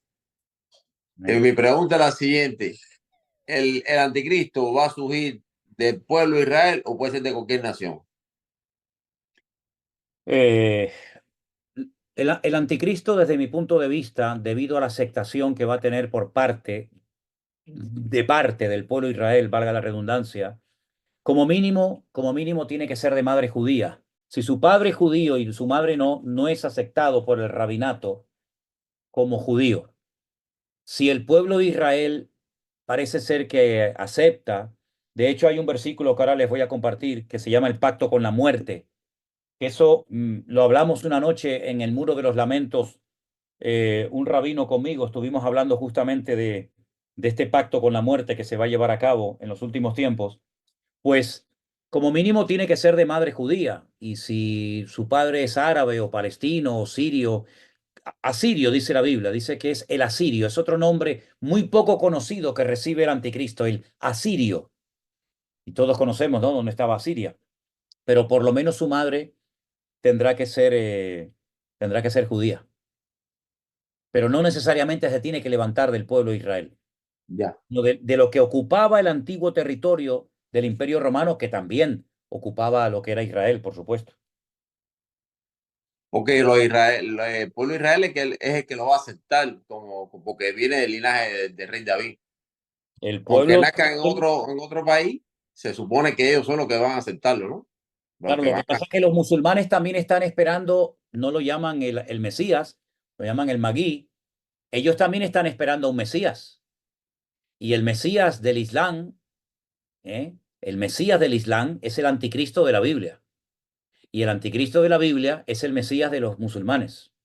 Es decir, que aquí tanto monta tanto. Todos están esperando a alguien. Aquí todos están esperando a alguien, uno por un lado y otro por otro lado. Pero puede aparecer de cualquier país de Europa, también puede ser, ¿no? Venga del linaje de David. Mientras sea del linaje de David, tiene que ser descendiente de la tribu de Judá. Ya. Así es.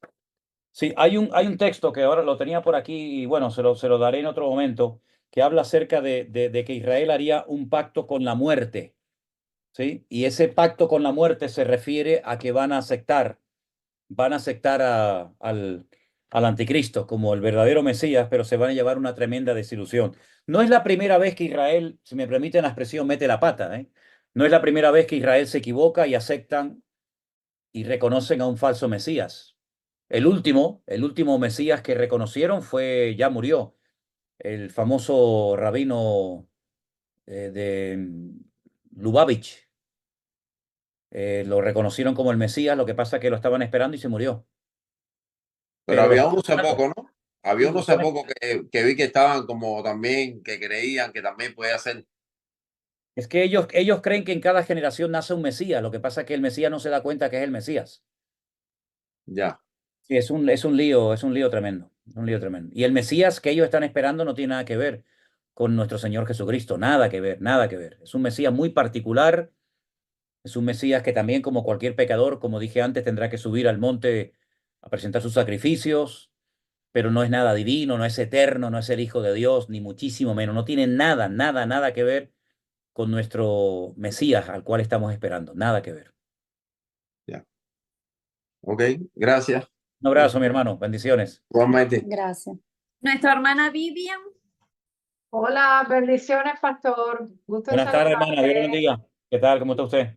Bien, gracias, gracias. Pastor, yo lo que quiero es una aclaración. La semana pasada usted dijo que el anticristo podía aparecer en cualquier momento. ¿Es cierto? Sí, claro. Ok. Entonces, ¿cuál sería el orden cronológico? Porque si tienen que pasar los sellos y las trompetas primero, ¿estamos ya ahí? ¿O él puede venir antes del primer sello? No, el anticristo, la gran tribulación, es que ahí tendríamos que ir a otro capítulo, que es el capítulo 6 del Apocalipsis, que es el capítulo donde los caballos cambian de color. Capítulo 6 se titula Los sellos. El anticristo empieza, se manifiesta con el primer sello. Es decir, si no hay manifestación del anticristo, no empieza la gran tribulación. Digamos que el primer sello es el inicio del anticristo, la manifestación del anticristo. Ok, tiene que suceder eso primero para decir que ya él está siendo manifestándose. Lo que pasa es que lo hará de una forma tan sutil, porque fíjate fíjate el lenguaje que aparece en la Biblia, ¿no? Dice, miré y aquí un caballo blanco, y el que lo montaba tenía un arco, y le fue dado una corona, y salió venciendo y para vencer. Y no es el caballo blanco en el cual viene montado el Señor Jesucristo, sino que es la manifestación del anticristo, porque el caballo va cambiando, después se convierte en bermejo, después dice que cambia de color a negro, etcétera, pero está hablando acerca del jinete, que es la manifestación del anticristo. Cómo va cambiando su forma de proceder, ganándose a la gente, ganándose los bancos, ganándose a los importantes de la tierra, ganándose al pueblo de Israel, restaurando el templo y poco a poco, hasta que se siente fuerte, y a los 3 años y medio es cuando realmente se manifiesta su verdadera naturaleza. Entonces, en realidad, tenemos que prestarle atención a los 7 sellos y ver si está sucediendo lo que está sucediendo para decir, este es él. Claro, lo que pasa es que, claro, ¿cómo sabe uno cuándo empezó el primer sello?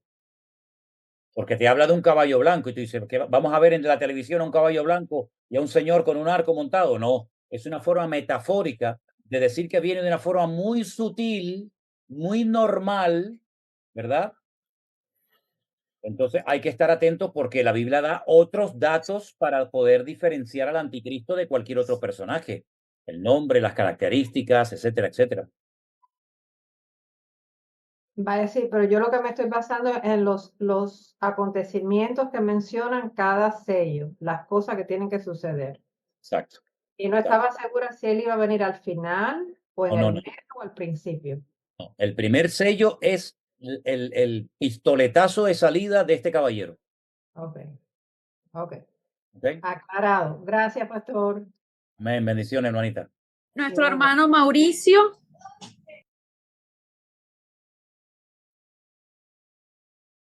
Mauricio, ¿está por ahí? Sí, sí. ¿Me escucha? Sí, perfectamente, hermano. Ya. Pastor, mi pregunta y mi duda es sobre la final trompeta. Ajá. La final trompeta que sale en Tesalonicenses, le fue revelado todo esto por el Espíritu Santo a Pablo, ¿verdad? No, Primera de Corintios 15. Primera de Corintios 15. Primera Corintios 15. Sí. Y él tiene conocimiento del Apocalipsis al citar la final trompeta de lo que habla Juan. Y la otra pregunta es que la final trompeta está relacionada con el Rosh Hashanah, que es la fiesta bíblica de los judíos, una de las fiestas bíblicas. Esa es mi Sí, que pregunta. se acaba de celebrar recientemente, ahora mismo, hace poco. Mire, Sí. Pablo sabía mucho más de lo que está en la Biblia. Pablo tuvo una experiencia que él la cuenta en tercera persona del singular, pero realmente está relatando una experiencia personal. Él dice, conozca a un hombre, es él. No sé si fue en el espíritu, en la carne, que subió hasta el tercer cielo y el Señor le permitió ver y oír cosas inefables que no se le permitió contarlas. Es decir, el conocimiento que tenía Pablo de cosas tanto presentes como futuras era tremendo, tremendo. Pero él no contó todo lo que vio porque el Señor le dijo, no lo cuentes todo. Y dice, y ese es el motivo del aguijón en la carne, y para que no me enalteciese sobremanera debido a la cantidad de información, debido a la cantidad de revelaciones que yo tuve, el Señor me mandó un aguijón en la carne para que no me enalteciera sobremanera. Es decir, claro que él tenía información sobre los últimos tiempos, aunque todavía no se había escrito el Apocalipsis. Date cuenta que, por ejemplo, él habló del anticristo. Él habló de la reconstrucción del templo de Jerusalén. Él habló de la segunda venida de Cristo. Él habló de la primera resurrección. Él habló de tantas cosas. Y la pregunta es, ¿y de dónde sacó toda esa información? Porque él no había leído el Apocalipsis. ¿Cómo él podía hablar de cosas del Apocalipsis cuando el Apocalipsis se escribió en el año 100? Y él murió antes del año 100. Y probablemente, yo creo que nunca leyó el libro del Apocalipsis. Bueno, es que incluso el apóstol Pedro dice que a Pablo se le dio una sabiduría tan espectacular. Él reconoce la sabiduría y el conocimiento que el Señor le dio a Pablo, que dice que habla de cosas muy difíciles de entender, las cuales los indoctos tuercen para su perdición. Si alguien sabía de Biblia, de acontecimientos finales, sin lugar a dudas era el apóstol Pablo. Pero el Señor le había dicho a Juan que no moriría antes de que viera su venida. Y no es que se iba a quedar para que él viera su venida, sino que se refería evidentemente a las revelaciones tremendas que recibió en el libro del Apocalipsis. Es decir, que aunque él no leyó lo de los sellos, las trompetas y las copas, lo que está bien claro es que él tenía toda esa información. Igual que Pedro habla de que los elementos serán derretidos, serán destruidos, y Pedro tampoco había leído el Apocalipsis, ¿verdad? Por lo tanto, claro que Pablo sabía lo de las trompetas y todo eso. Y referente a la fiesta de Rosh Hashanah, que es el comienzo del año, efectivamente sí se tocan las trompetas. Y yo creo que las fiestas judías, sobre todo las 3 de obligatorio cumplimiento según la Torá de Moisés, tienen mucho que ver con los acontecimientos finales. Y pongo un pequeño ejemplo. Las 3 fiestas de obligatorio cumplimiento para el pueblo de Israel eran: la primera, Pesaj o la Pascua. Curiosamente, en la fiesta de la Pascua fue cuando el Señor Jesucristo murió en la cruz. Fue sacrificado como cordero. 50 días después, cuando los judíos celebraban la fiesta de Pentecostés o de Shavuot, que era cuando habían recibido la ley en el monte Sinaí, es cuando el Señor decide darles otro regalo, la manifestación masiva del Espíritu Santo sobre los 120 que estaban en el aposento alto. Pero la tercera y última fiesta del calendario, que es la que están celebrando hoy, que era la fiesta de Sukkot, no tuvo un cumplimiento profético. ¿Qué pasó proféticamente en Sukkot? Nada. Solamente recuerdan el pasado, que fueron nómadas, que fueron peregrinos en el desierto, pero dice Apocalipsis que cuando Él venga, hará tabernáculo, pondrá su tabernáculo y estará entre nosotros. Y la palabra tabernáculo, sabemos que es la palabra Sukkot.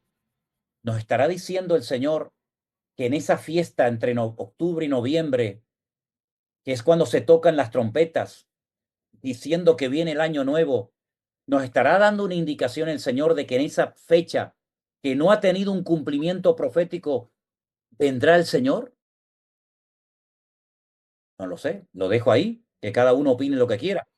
Pero claro que tiene que ver mucho las trompetas con la fiesta de Rosh Hashanah, lo que se tocaba primero del año, porque cuando se toca el shofar o las trompetas, ¿verdad? Era para anunciar un nuevo año, una nueva etapa. Y cuando venga Cristo, ¿no empezaremos una nueva etapa a nivel universal, a nivel mundial? Sin lugar a dudas, sin lugar a dudas. ¿Ok?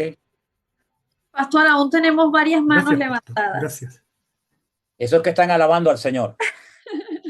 Usted me dice si seguimos, paramos. Bueno, depende de la gente. Yo no sé la gente cómo está de tiempo. Yo no sé. Tú en cuanto veas que la gente se cansa, pues. Pues seguimos. El Venga. hermano Rick, si puede activar su audio. Hermano Ritz, ¿qué tal? Bien, pastor. Mira, mi pregunta es acerca de esto de la primera parte de Gran Tribulación. Sí. Siempre me han entendido que antes que el creo es el anticristo, así que sentarse en el templo o es el otro. El anticristo, sí. Ok, entonces, él no puede manifestarse de esta manera antes que está el templo, ¿sí? Claro. Entonces, el templo va a estar hecho dentro de la primera parte de Gran Tribulación o después. No, no, no, no. I mean, antes. En la primera parte, porque después de 3 años y medio es cuando él lo profana, cuando ponen la imagen y le obligan a la gente casi casi a rendirle culto a él. Así es que en la primera, ¿por qué se gana tan fácilmente a los judíos este hombre? Porque les permite a los judíos cumplir con su sueño. ¿Y cuál es su sueño? Tener su templo. Entonces, el templo se reconstruye en la primera parte de la gran tribulación. Y entonces, ¿es verdad que ellos tienen casi todo preparado? No, casi todo no, todo preparado. Ok, todo Todo está preparado. listo, todo. Entonces, ¿va a tomar tanto tiempo o un poco tiempo a construirlo? No, Y, no, y así es. el templo va a ser construido de tal manera.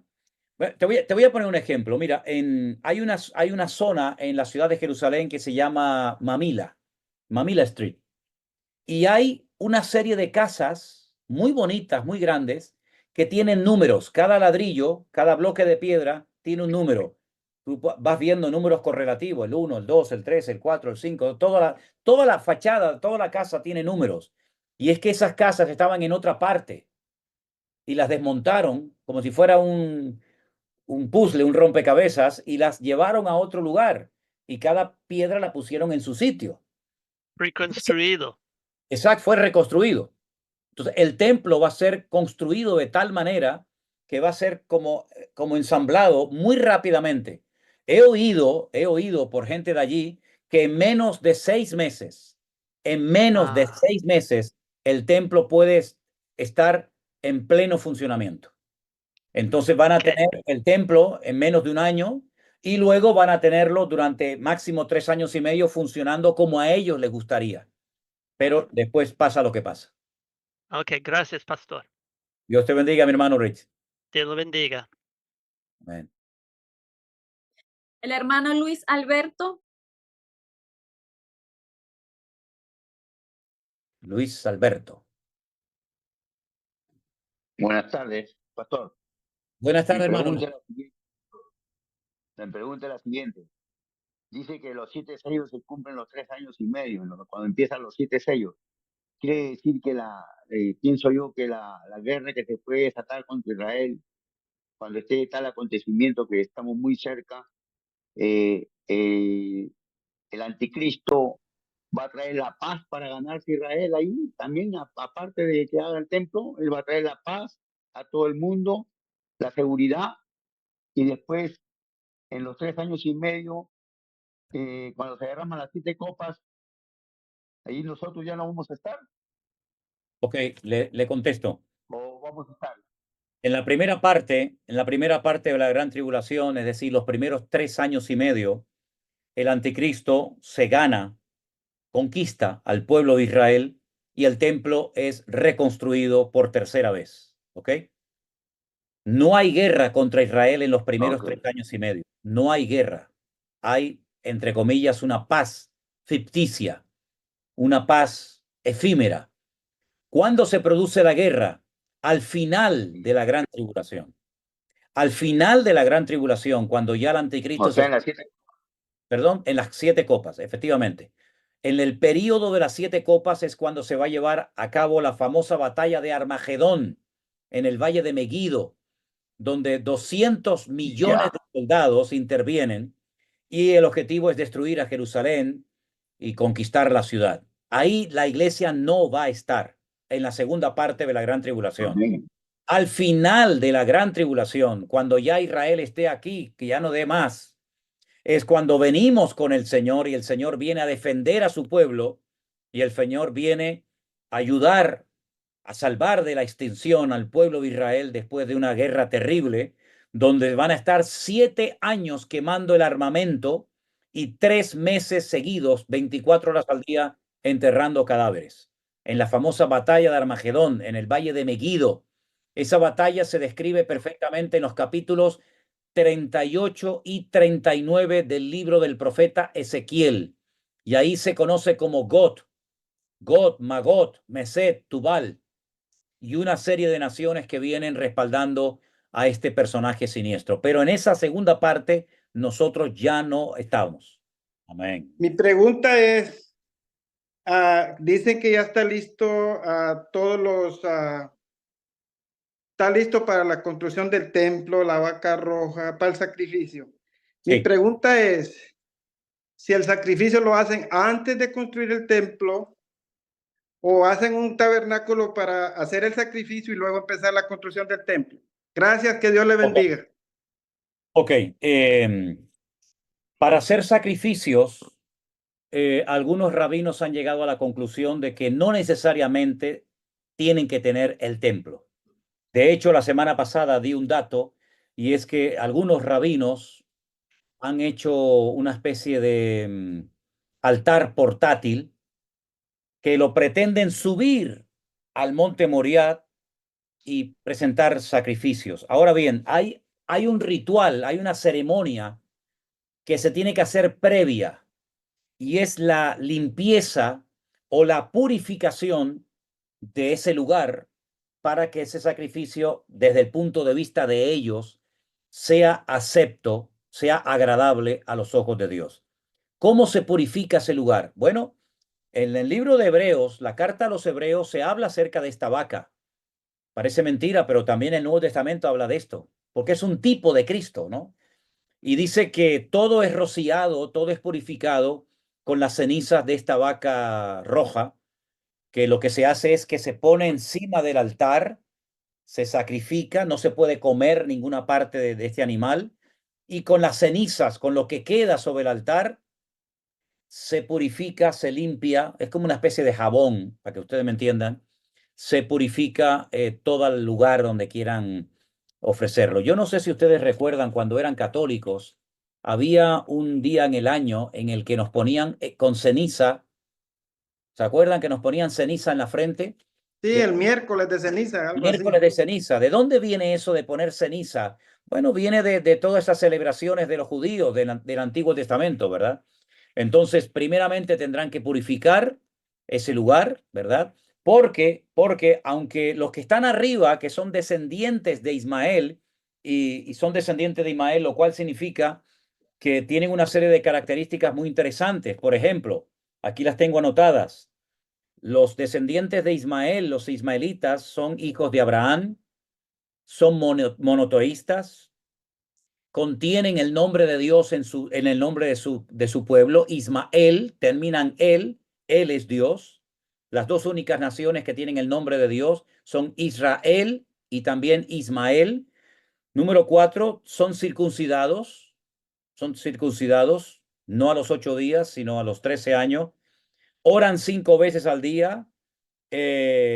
Son muy hospitalarios, característica de su padre Abraham, ¿verdad? Es decir, a pesar de todo eso, ellos han profanado ese lugar porque, por ejemplo, han plantado árboles. La explanada de las mezquitas arriba en Jerusalén está llena de árboles, lo cual estaba prohibido. Se ha jugado al fútbol, se ha derramado sangre de personas. Entonces, todo eso tiene que ser purificado. Una vez que esté purificado con esa vaca roja, estamos hablando de los rituales del judaísmo, ¿verdad?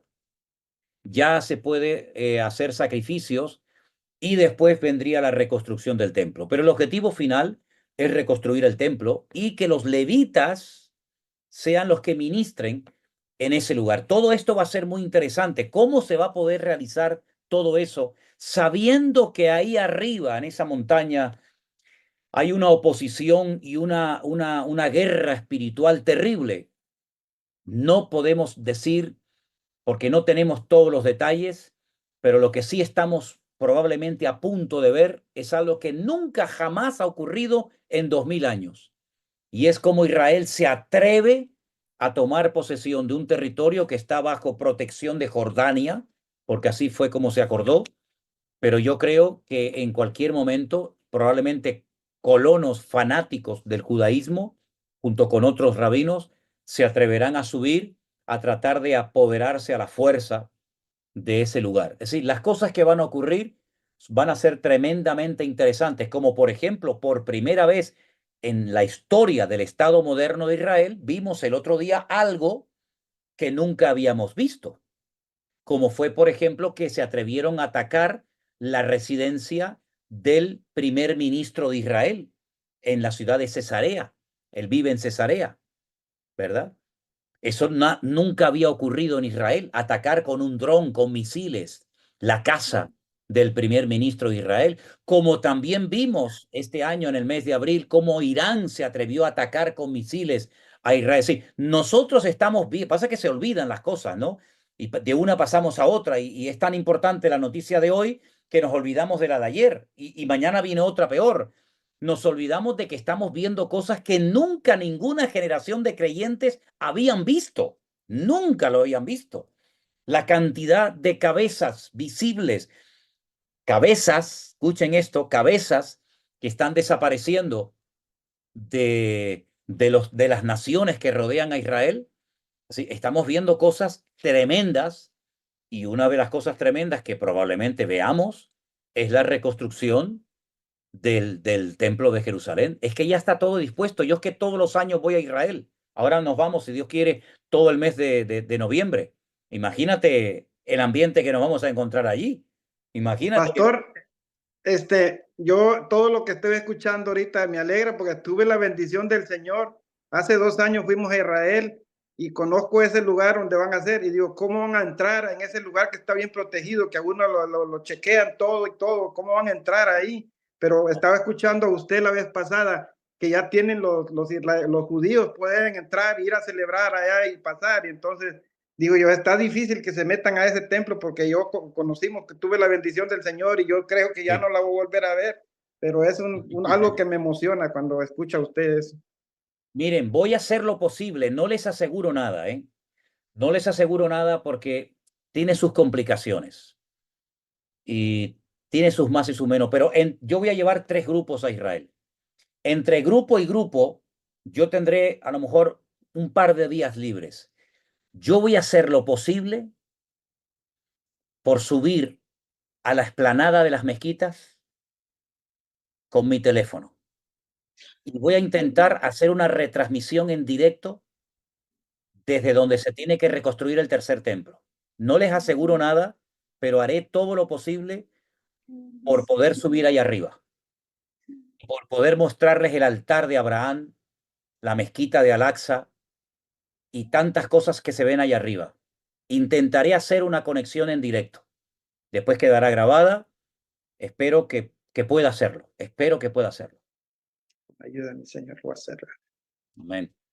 Bueno, hermanos queridos, Vanessa, yo sé que como el apóstol Pablo podríamos estar toda la noche disertando, pero si empiezan a caer Gracias muertos, por escucharnos, pastor. Dios lo bendiga. Igualmente, hermano, Dios me lo bendiga. Un abrazo grande. Amén. Bueno, la verdad es que el hambre que hay de palabra no para de sorprenderme. El deseo que hay, y además les voy a decir una cosa, ustedes están oyendo cosas que miles, lamentablemente miles, de hermanos nuestros en la fe no han oído nunca en su vida. Es triste decirlo, pero es la pura realidad. Hay cosas que ustedes han oído en estas 2 semanas que lamentablemente muchos hermanos nuestros no han oído jamás en su vida.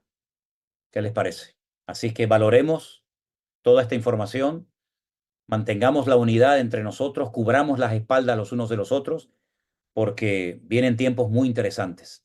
Y el Señor, tal vez viendo el interés que yo he tenido en mis últimos 40 años de estudiar este tema, a lo mejor me dice, bueno, pues ahora te voy a permitir ver algunas cositas de las cuales has predicado durante tantos años, ¿no? Así que bueno, vamos a ver, vamos a ver. Así podré predicar y enseñar con más conocimiento de causa. No es lo mismo aprenderlas que verlas, ¿no? Así que, quién sabe, quién sabe. Hermanos, Dios les bendiga. Un placer haber estado con ustedes. Me despido de todos ustedes. Hasta la próxima ocasión. Bendiciones.